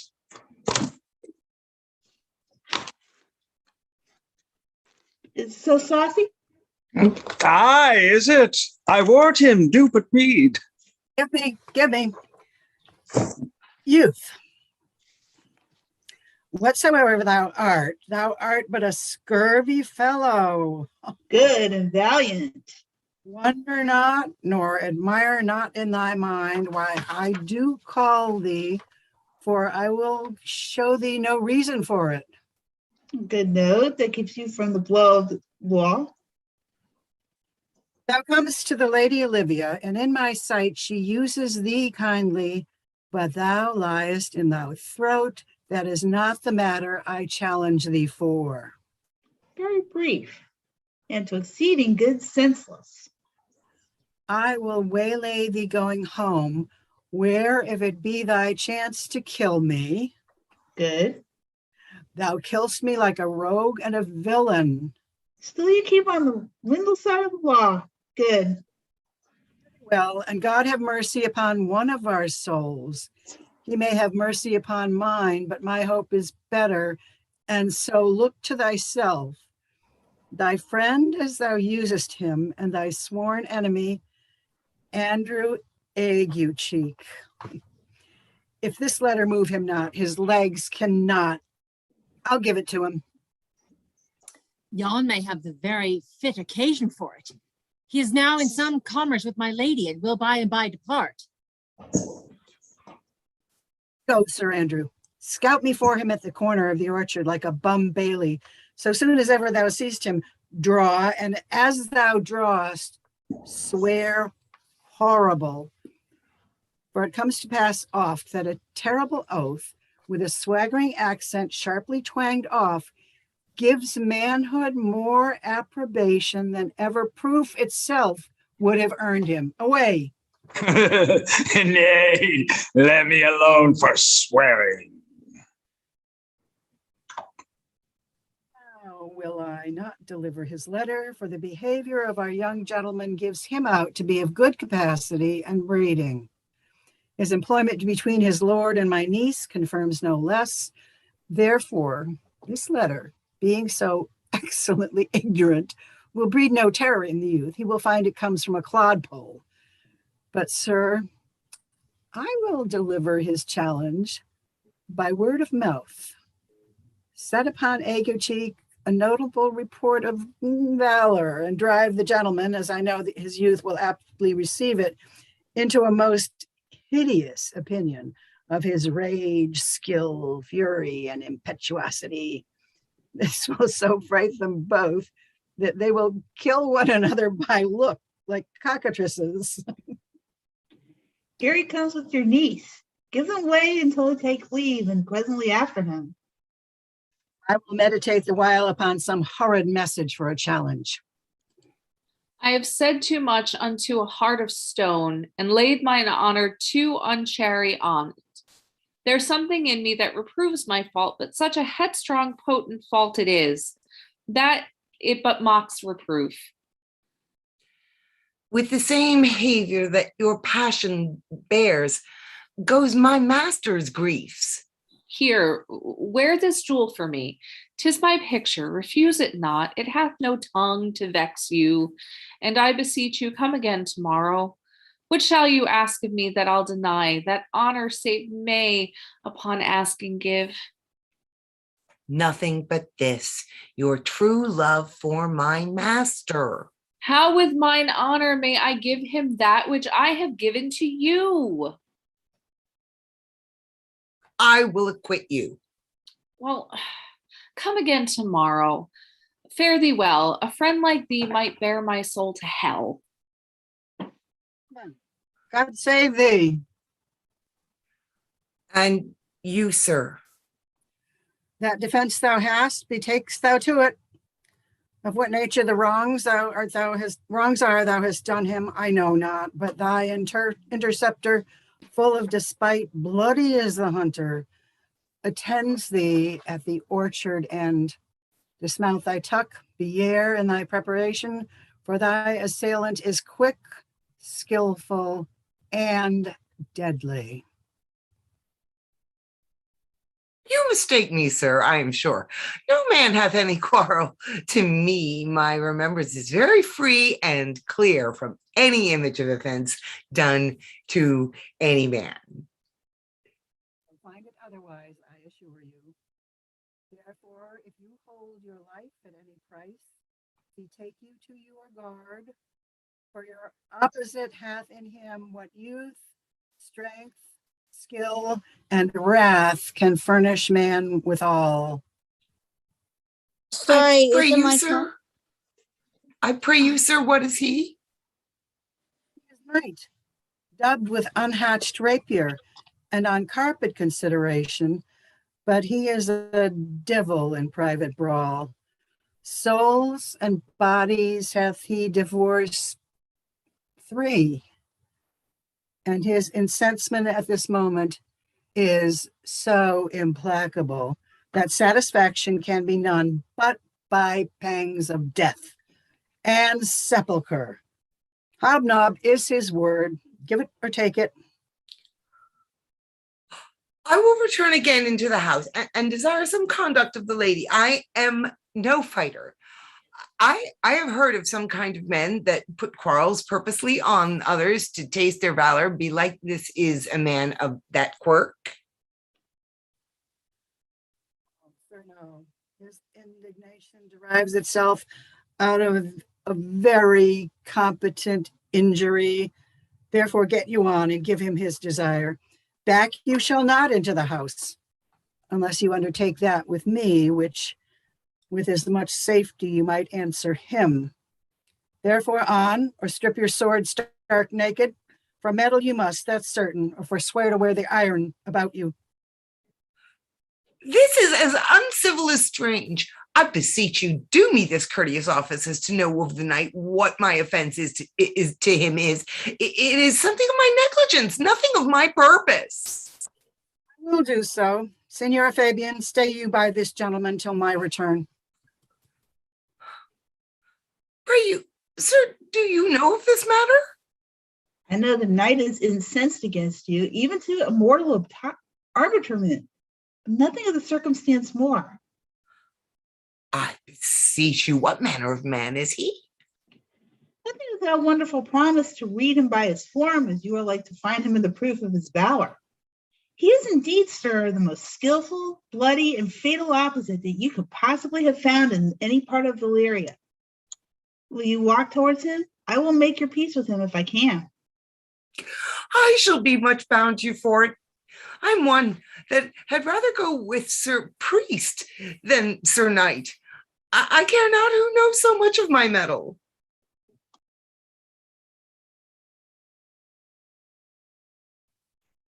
Why, man, he's a very devil. I have not seen such a virago. I had a pass with him, rapier, scabbard, and all, and he gives me the stuck, and with such a mortal motion that it is inevitable. And on the answer, he pays you as surely as your feet hits the ground, they step on. They say he has been fencer to the Sophie. Oh, a pox on! I'll not meddle with him. But he will not now be pacified. Fabian can scarce hold him yonder. Plague on it! And I thought he had been so valiant and so cunning in fence. I'd have seen him, damned him. I'd have challenged him. Let the matter slip, and I'll give him my horse, Great Capulet. Stand here, make a good show on it. This shall end without the perdition of souls. Mary, I'll ride your horse as well as I ride you. I have his horse to take up the quarrel. I have persuaded him the youth's a devil. He is as horribly conceited of him and pants and looks pale, as if a bear were at his heels. Remedy, sir, he will fight with you for his oath's sake. Mary, he hath better bethought him of his quarrel, and he finds that now scarce to be worth talking of. Therefore, draw for the importance of his vow. He protests he will not hurt you. Oh, pray God, defend me. A little thing would make me tell them how much I lack a man. Give ground if you see him furious. Come, Sir Andrew, there's no remedy. The gentleman will for his honor's sake have one bout with you. He cannot by the duello avoid it. But he has promised me, as he is a gentleman and a soldier, he will not hurt you. Come on to it.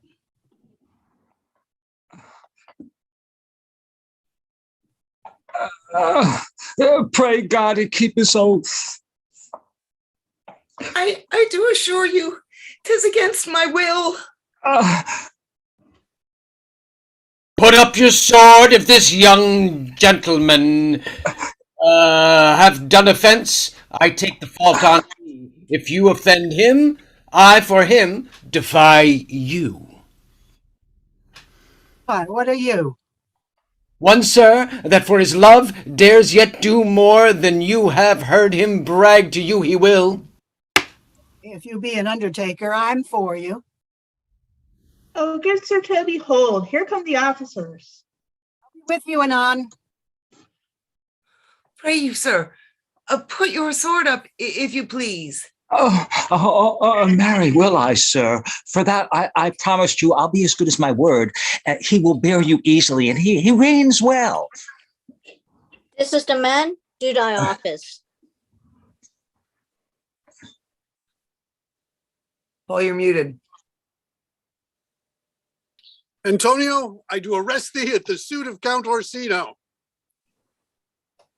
And do mistake me, sir.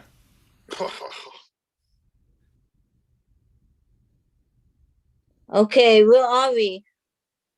No, sir, no jot. Middle of 84. Okay, so this is the man. Do your duty.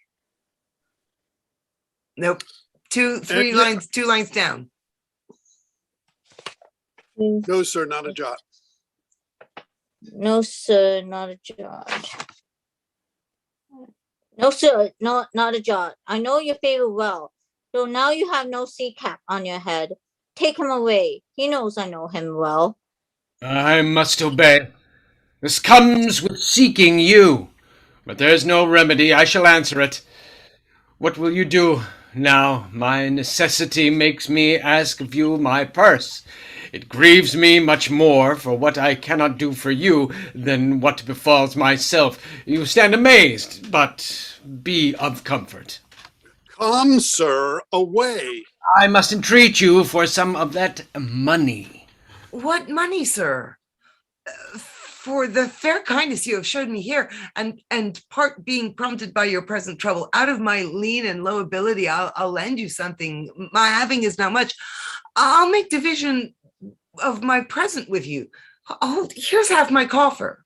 Will you deny me now? Is it possible that my deserts to you can lack persuasion? Do not tempt my misery, lest that it make me so unsound a man as to upbraid you with those kindnesses that I have done for you. I know of none, nor know I you by voice of any feature. I hate ingratitude more in a man than lying, vainness, babbling, drunkenness, or any taint of vice whose strong corruption inhabits our frail blood. Oh, heavens themselves. Come, sir, I pray you, go. Let me speak a little. This youth that you see, I snatched one half out of the jaws of death, relieved him with such sanctity of Jove, and to his image, which me thought did promise most venerable worth, did I devotion. What? That's to us. The time goes by. Away. Oh! How vile and idle proves this god. Thou hast, Sebastian, done good feature shame. In nature there's no blemish but the mind. None can be called deformed but the unkind. Virtue is beauty, but the beauteous evil are empty trunks o'erflourished by the devil. The man goes mad. Away with him. Come, sir. Lead me on. Methinks his words do from such passion fly that he believes himself, so do not I. Prove true, imagination, oh, prove true, that I, dear brother, now be ta'en for you. Come hither, knight. Come hither, Fabian. We'll whisper o'er a couplet or two of most sage saws. He named Sebastian. I, my brother, know, yet living in my glass, even such and so in favor was my brother, and he went still in this fashion, color, ornament. For him I imitate, oh, if it prove tempests are kind, oh, and salt waves fresh in love. Very dishonest, paltry boy, and more a coward than a hare. His dishonesty appears in leaving his friend here in necessity and denying him. And for his cowardship, ask Fabian. A coward, a most devout coward, religious in it. Then I'll after him again and feed him. No, cuff him soundly, but never draw thy sword. And I do not. Come, let's see the event. I dare lay any money, 'twill be nothing yet. Will you make me believe that I am not sent for you?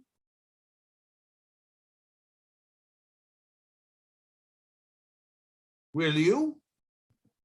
Go to, thou art a foolish fellow. Let me be clear of thee. Well held out, faith. No, I do not know you, nor am I not sent to you by my lady to bid you come speak with her, nor your name is not Master Cesario, nor this is not my nose, neither. Nothing that is so is so.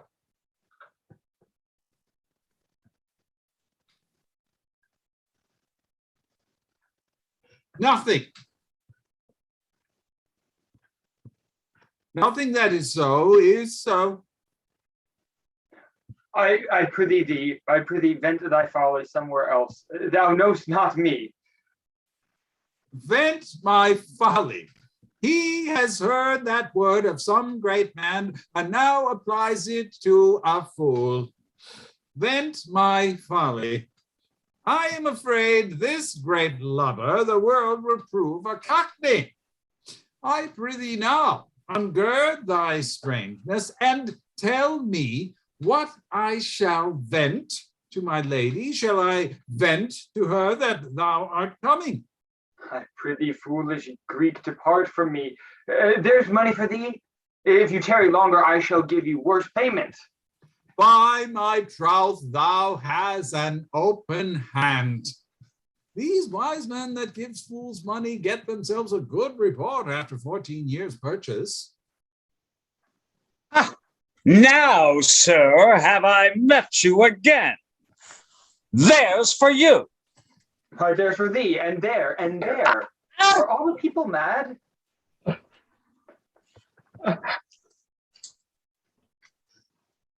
You're muted, Toby. Hold, sir, or I'll throw your dagger o'er the house. This I will tell my lady straight. I would not be in some of your coats for 2 pence. Come on, sir, hold. Hey, let him alone. I'll go another way to work with him. I'll have an action of battery against him, if there be any law in Illyria, though I stroke him first, yet it's no matter for that. Let go thy hand. Come, sir, I will not let you go. Come, my young soldier, put up your iron. You are well fleshed. Come on. I will be free from thee. What wouldst thee now? If thou darest tempt me further, draw thy sword. What?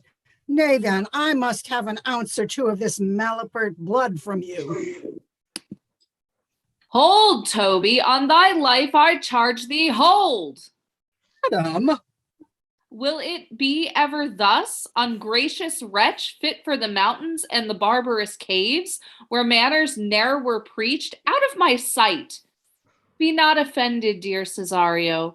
Rudesby be gone. I prithee, gentle friend, let thy fair wisdom, not thy passion sway, in this uncivil and unjust extent against thy peace. Go with me to my house, and hear thou there how many fruitless pranks this ruffian had botched up, that thou thereby mayest smile at this. Thou shalt not choose, but go. Do not deny, beshrew his soul for me. He started one poor heart of mine in thee. What relish is in this? How runs the stream? Or am I mad, or else this is a dream? Let fancy still my sense in leath steep. If it be thus to dream, still let me sleep.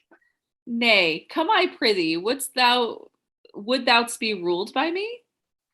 Madam, I will. Oh, say so and be so.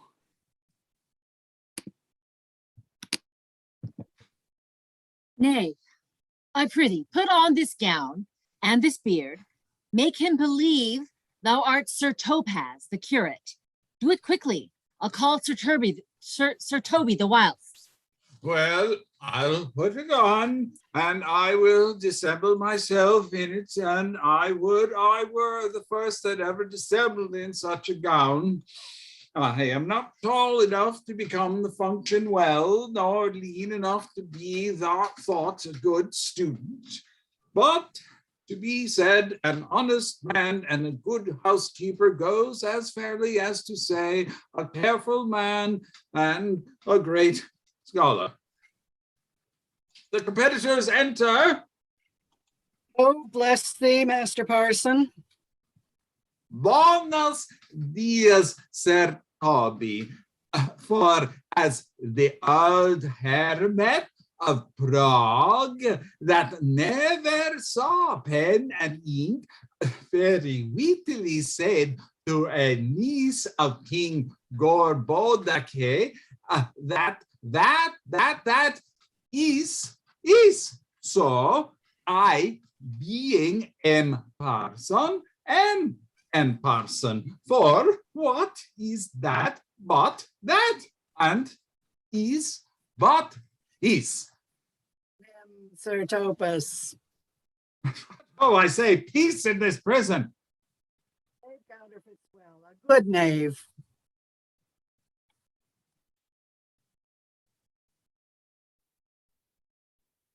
Who calls there? Sir Topas, the curate who comes to visit Malvolio the lunatic. Sir Topaz, good Sir Topaz, go to my lady. Out, hyperbolical fiend! How vexest thou this man?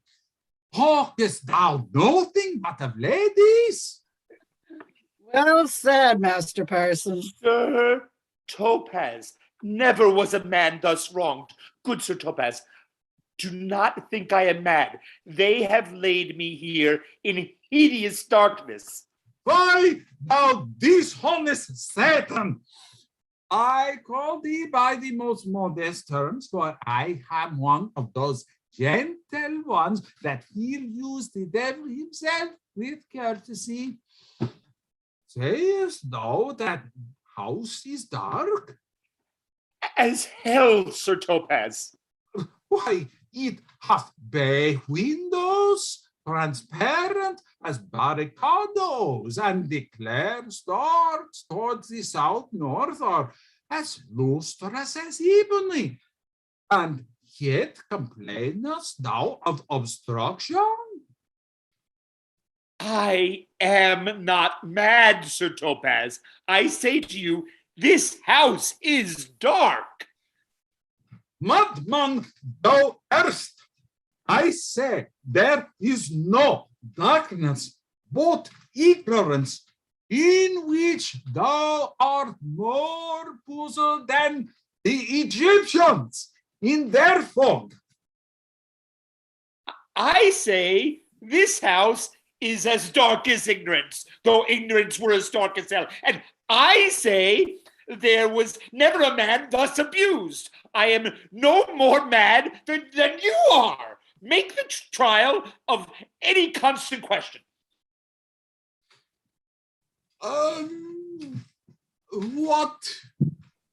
What is the opinion of Pythagoras concerning wildfowl? That the soul of our grandam might happily inhabit a bird. What thinkest thou of his opinion? I think nobly of the soul, and in no way approve of his opinion. Fare thee well. Remain thou still in darkness. Thou shalt hold the opinions of Pythagoras ere I will allow of thy wits. And fear to kill a woodcock, lest thou dispossess thy soul of thy grandam. Sir Topaz. Thy most exquisite, Sir Topaz. Nay, I am for all waters. Thou mightst have done this without thy beard and gown. He sees thee not. To him in thine own voice, and bring me word how thou findest him. I would we were well rid of this knavery. If he may be conveniently delivered, I would he were. For now I am so far in offense with my niece that I cannot pursue with any safety this sport, the upshot. Come by and by to my chamber. Hey, Robin, jolly Robin, tell me how thy lady does. Fool! My lady is unkind, perdie. Fool! Alas, why is she so? Fool, I say. She loves another. Good fool. Because, huh? Good fool, as ever thou wilt deserve well at my hand, help me to a candle and pen, ink, and paper.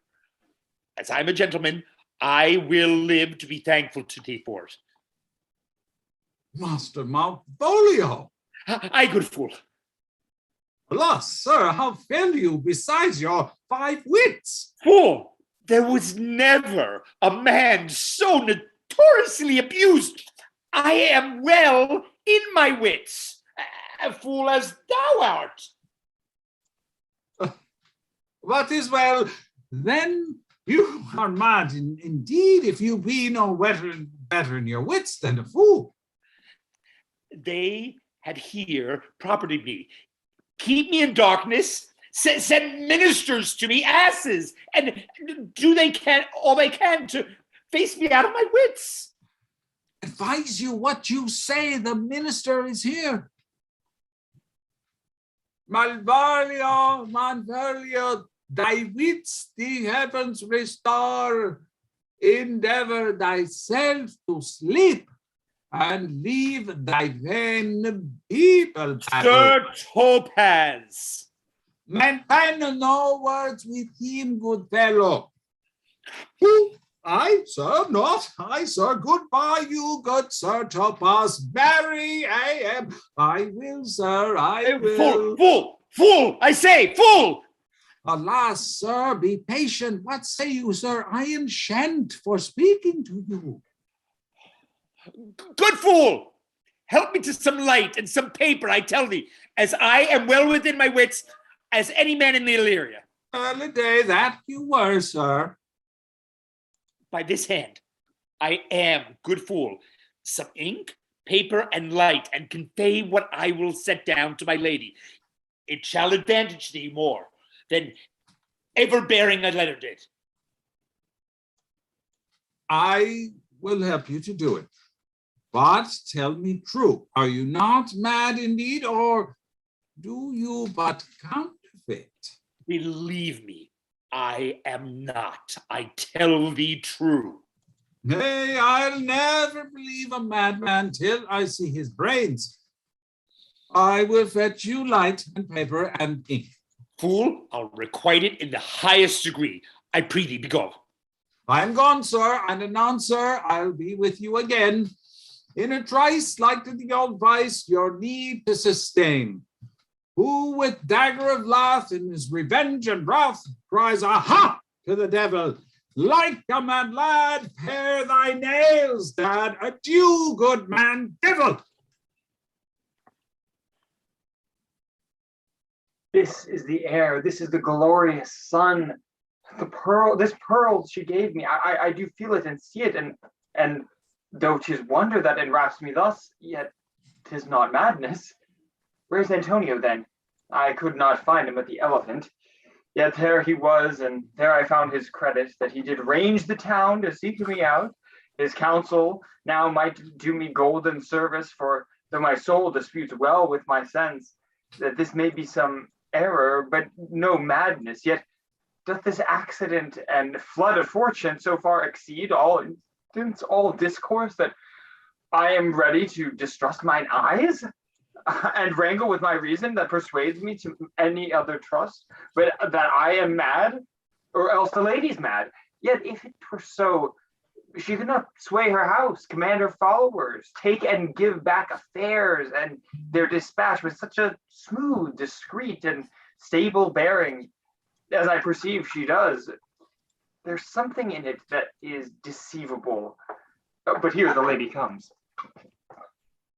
Blame not this haste of mine. If you mean well, now go with me, and with this holy man into the chantry by, there before him and underneath that consecrated roof, plight me the full assurance of your faith, that my most jealous and too doubtful soul may live at peace. He shall conceal it, whilst you are willing its share shall come to note, what time we will our celebration keep according to my birth. What do you say? I'll follow this good man and go with you. and having sworn truth, ever will be true. Then lead the way, good father, and heaven so shine that they may fairly note this act of mine.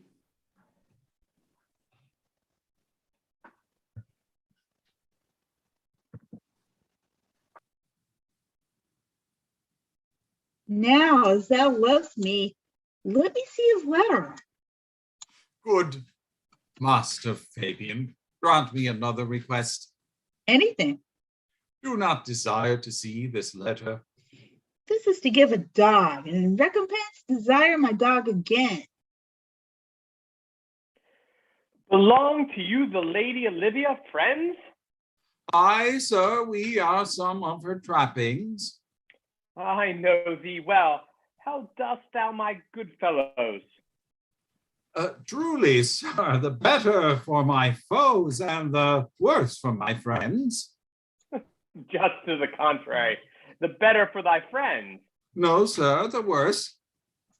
How can that be? Marry, sir, they praise me and make an ass of me.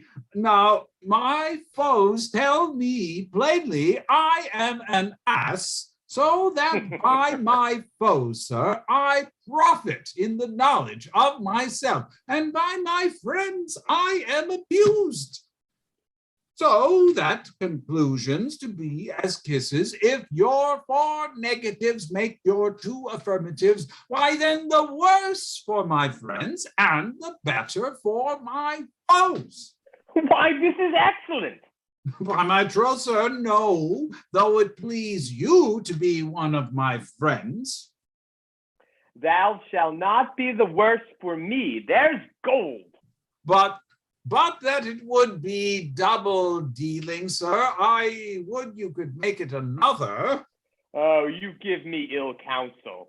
Put your grace in your pocket, sir, for this once, and let your flesh and blood obey it.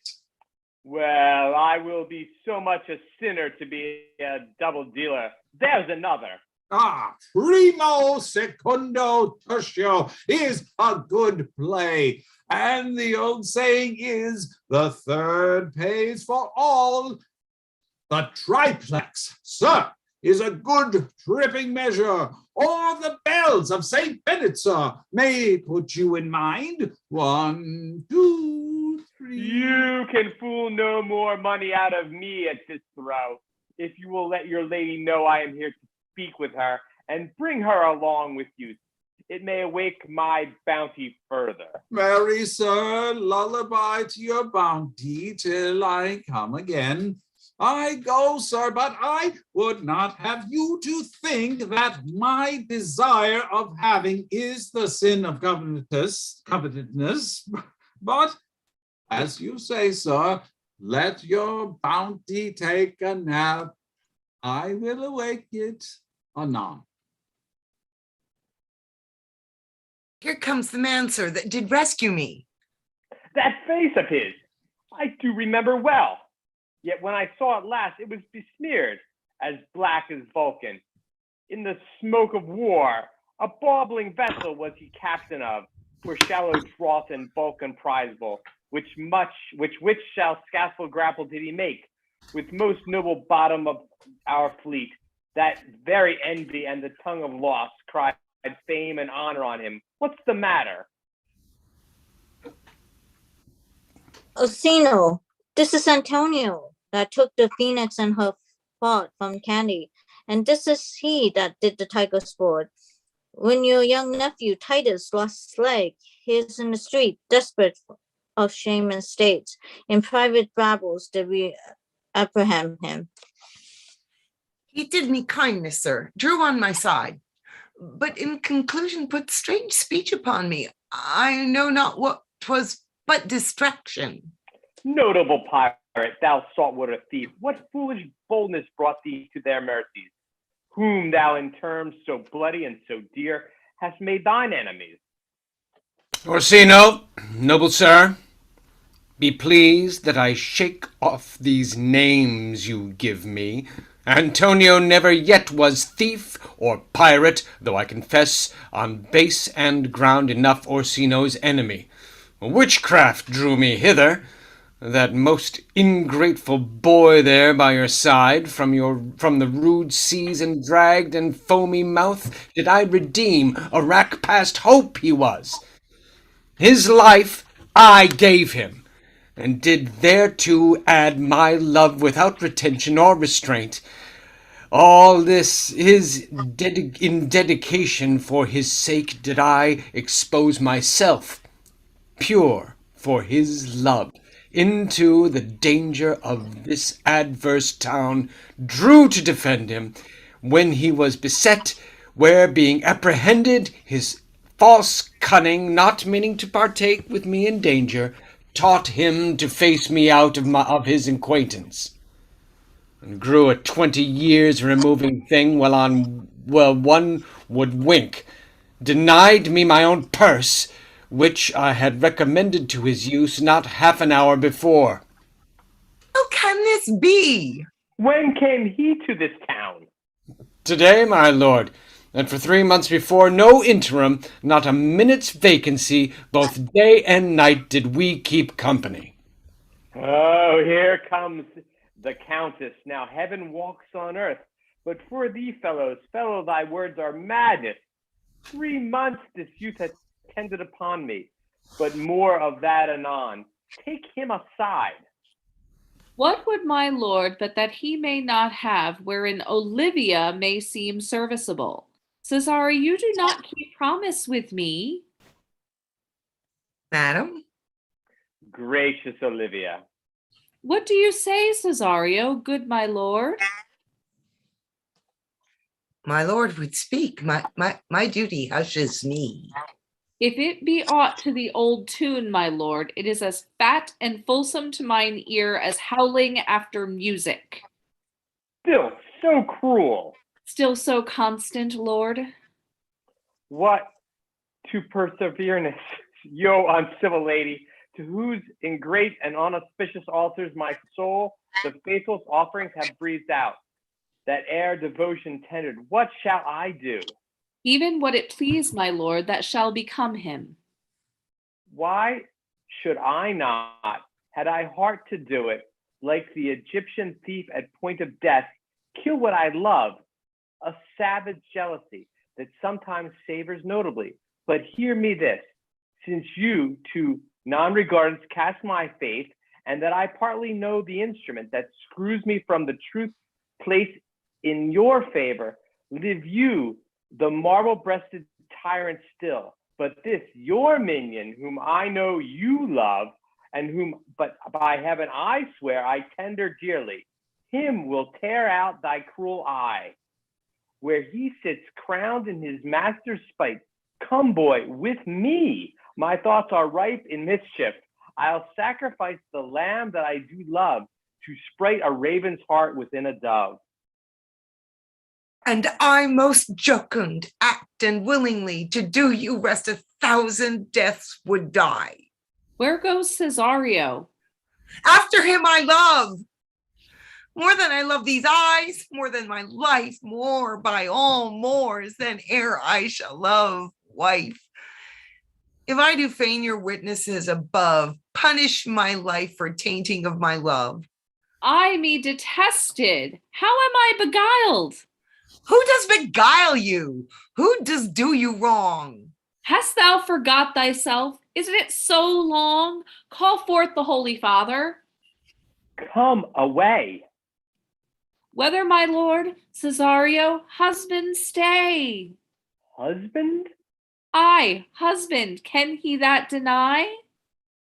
Her husband? Sirrah! No, my lord, not I. Alas, it is the baseness of thy fear that makes thee strangle thy propriety. Fear not, Cesario, take thy fortunes up, be that thou know'st thou art, and then thou art as great as thou fearest. Oh, welcome, Father. Father, I charge thee by thy reverence here to unfold. Though lately we intended to keep in darkness what occasion now reveals before 'tis ripe, what thou dost know hath newly passed between this youth and me. A contract of eternal bond of love, confirmed by mutual joiner of your hands, attested by the holy close of lips, strengthened by the enchantment of your rings, and all the ceremony of this compact. And sealed in my functions by my testimony, since when my watch have told me towards my grave, I have traveled but 2 hours. Oh, thou dissembling cub, what wilt thou be when time hath sowed a grizzle on thy case? Or will thou not else thy craft so quickly grow, that thine own trip shall be in its overthrow? Farewell, and take her, but direct thy feet, where thou and I henceforth may never meet. My lord, I do protest. Oh, do not swear. Hold little faith, though thou hast too much fear. Oh, for the love of God! A surgeon! Send one presently to Sir Toby! What's the matter? He's broke my head across and has given Sir Toby a bloody coxcomb too. For the love of God, you help! I'd rather than 40 pound I were at home. Who has done this, Sir Andrew? The Count's gentleman, one Cesario. We took him for a coward, but he's the very devil incarnate. My gentleman Cesario? God's life, look, there he is. You broke my head for nothing. And that I did. I was sent on to do it by my Sir Toby. Why do you speak to me? I never hurt you. You drew your sword upon me without cause, but I bespake you fair and hurt you not. Oh, do I lie? Yeah, if a bloody coxcomb be a hurt, you have hurt me. I think you said nothing but by a bloody coxcomb. Here comes Sir Toby, halting. You shall hear more, but if he had not been in drink, he would have tickled you other gates than he did. How now, gentlemen? How is't with you? But one has hurt me, and there's an end on it. Sought. Did see. Dick surgeon. Sought.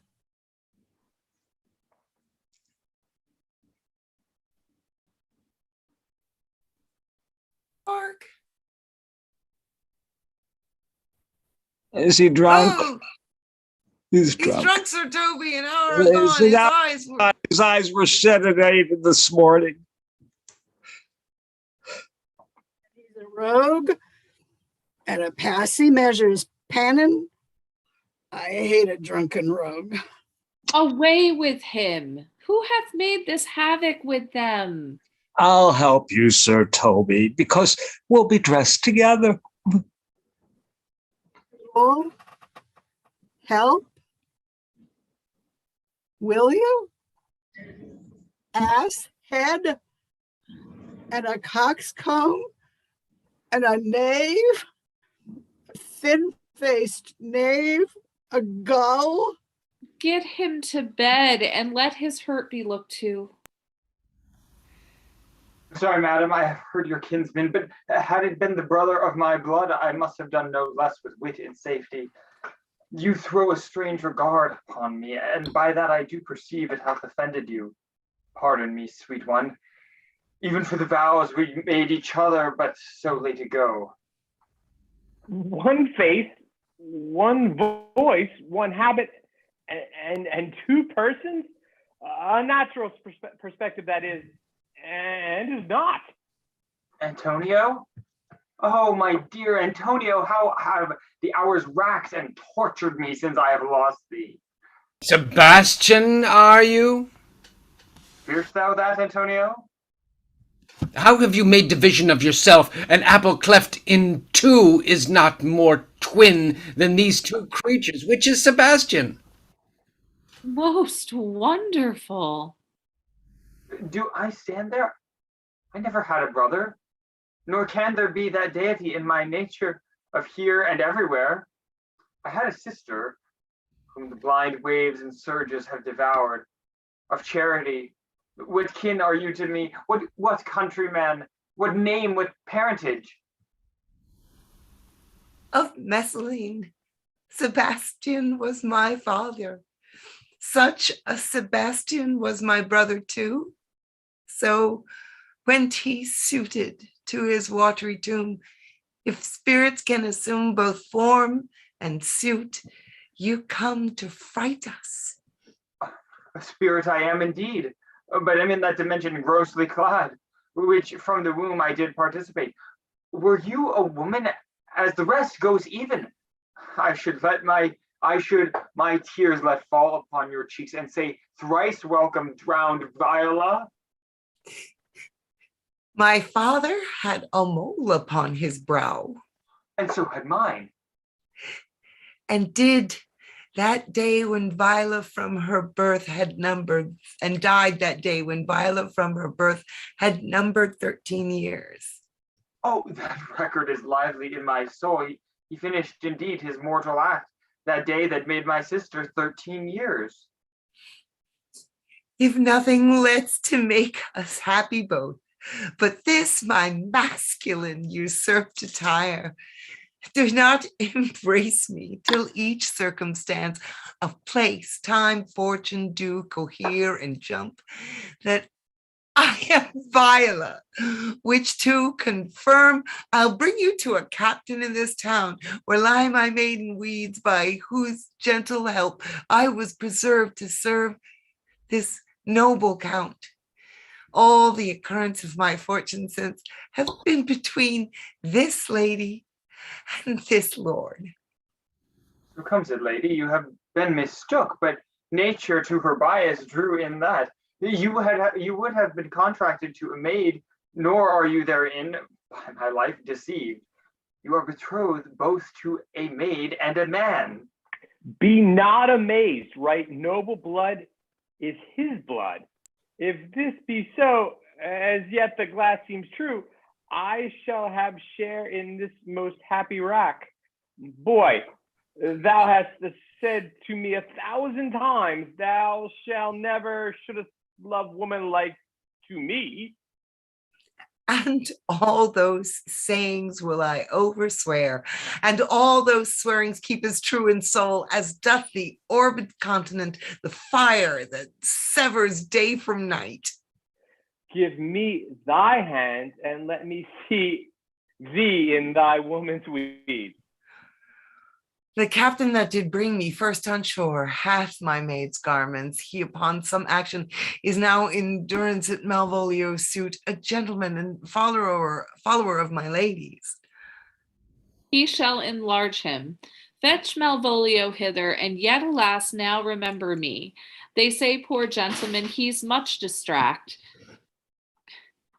A most extracting frenzy of mine own from my remembrance clearly banished his. How does he, sirrah? Truly, madam, he holds Beelzebub at the stage ends as well as a man in his case may do. He has here writ a letter to you. I should have given it to you today morning, but as a madman's epistles are no gospels, so it skills not much when they are delivered. Open it and read it. Look then to be well edified when the fool delivers the madman. By the Lord, madman. How now? Art thou mad? No, madam, I do but read madness, and your ladyship will have it as it ought to be. You must allow vox. Prithee read in thy right wits. So I do, Madonna, but to read his right wits is to read thus. Therefore, perpend, my princess, and give ear. Read it you, sirrah. Lord, madam, you wrong me, and the world shall know it. So you have put me into darkness and given your drunken cousin rule over me, yet have I the benefit of my senses as well as your ladyship. I have your own letter that induced me to the semblance I put on, the which I doubt not, but to do myself much right or you much shame. Think of me as you please. I leave my duty a little unthought of and speak out of my injury. The mouth he used, Malvolio. Did he write this? Aye, madam.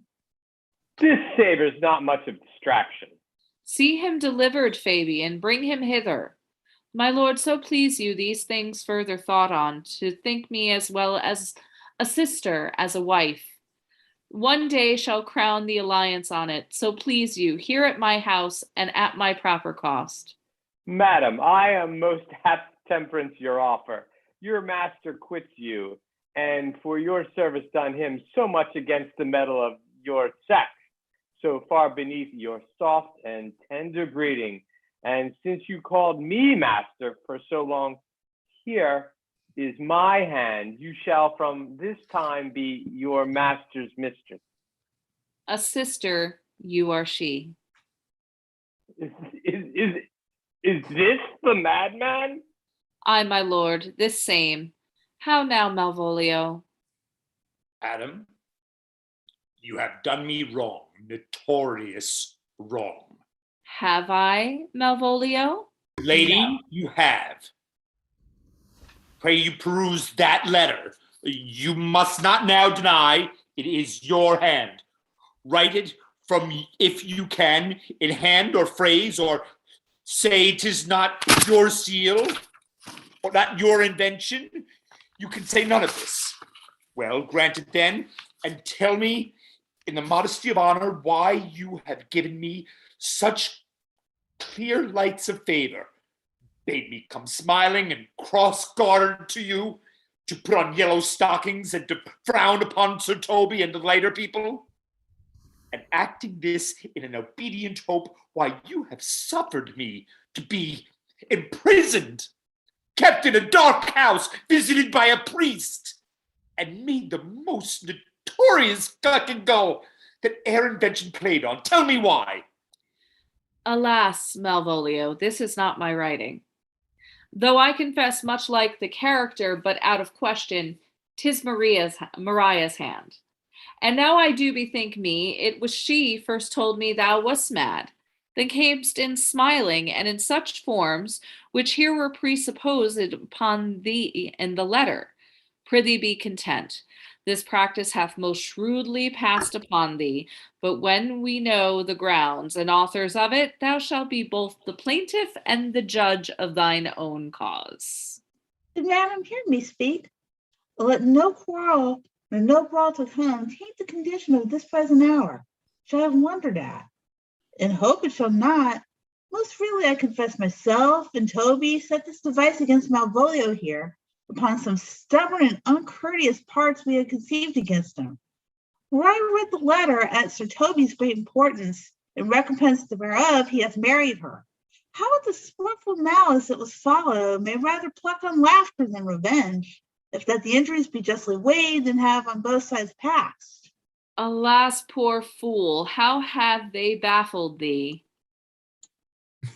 Why, some are born great, some achieve greatness, and some have greatness thrown upon them. I was one, sir, in this interlude, one certopasser, but that's all one.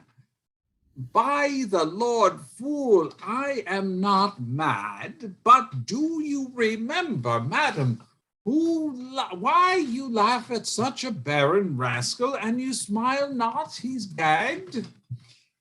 And thus the whirligig of time brings in his revenges. I'll be revenged on the whole pack of you. He hath been most notoriously abused. Pursue him and entreat him to a peace. He hath not told us of the captain yet. When this is known and golden time cometh, a solemn combination shall be made of our dear souls. Meantime, sweet sister, we will not part from hence. Cesario, come, for you shall be while you are a man. But when in other habits you are seen, Orsinio's mistress, and his fancy's queen.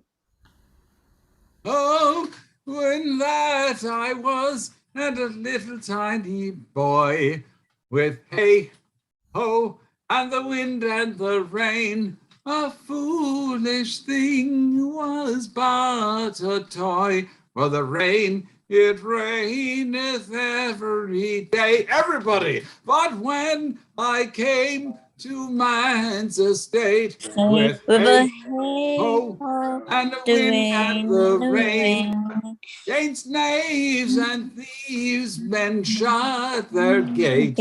For the rain, it raineth every day. By swaggering could I never thrive, for the rain, it came every day. But when I came unto my bed, with hay, ho, and hell in the rain, With top spots still bad, had drunken beds. For the rain, it came every day.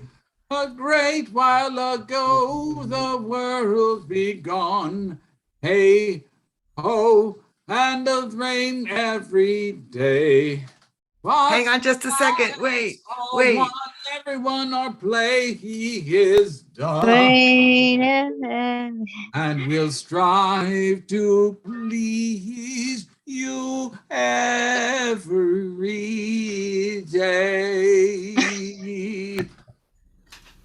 I remember that song. It's quite a while ago since I did that. I was going to say on computer, it hardly ever works naturally when we have to do it. So I was going to let you do it. It rained A while ago, the world in began. 2009. Natural as The wind and the rain. Aguecheek. You're natural as him. In Great job, 2009, it rained every night, just about every day. I saw it like 8 times in that Delacorte production with Hamish Linklater and that gang. It was fabulous. And it didn't rain the night we saw it, I don't think. Just about every night. It was a very rainy summer, and it always got a roar. I mean, it got a roar at the end of the play. It was such a funny book, but because If it was got to it. But it is, always the sort of bane when you're doing outdoor theater. But it is such a great play and such a terrific reading, everyone. Thank you. Thank you all so much. Really, really terrific work, everyone. Thank you. Thank you. Robert, oh my gosh, you really... Hilarious. I sometimes sort of feel that like Malvolio kind of gets what he deserves in a lot of ways, but you really... You made it. I mean, I felt really bad for you. So you made me be sympathetic to him. So well done. And everyone, really terrific work. Thank you all. Timur, see, if you really think about it, at the end of the play, Paul, think about it. At the end of the play, Malvolio comes back and has an opportunity to have amends made to him, whether he accepts it or not. That's one thing. And I think they should keep him on stage because the two who are off stage are the real creeps. Sebastian, not Sebastian, Toby and Andrew. Now, supposedly Toby goes and he makes it with Maria afterwards, and they're happy, but they're actually not on stage at the end. They don't come back. They're gone. They're Could have to do with double casting. Yeah.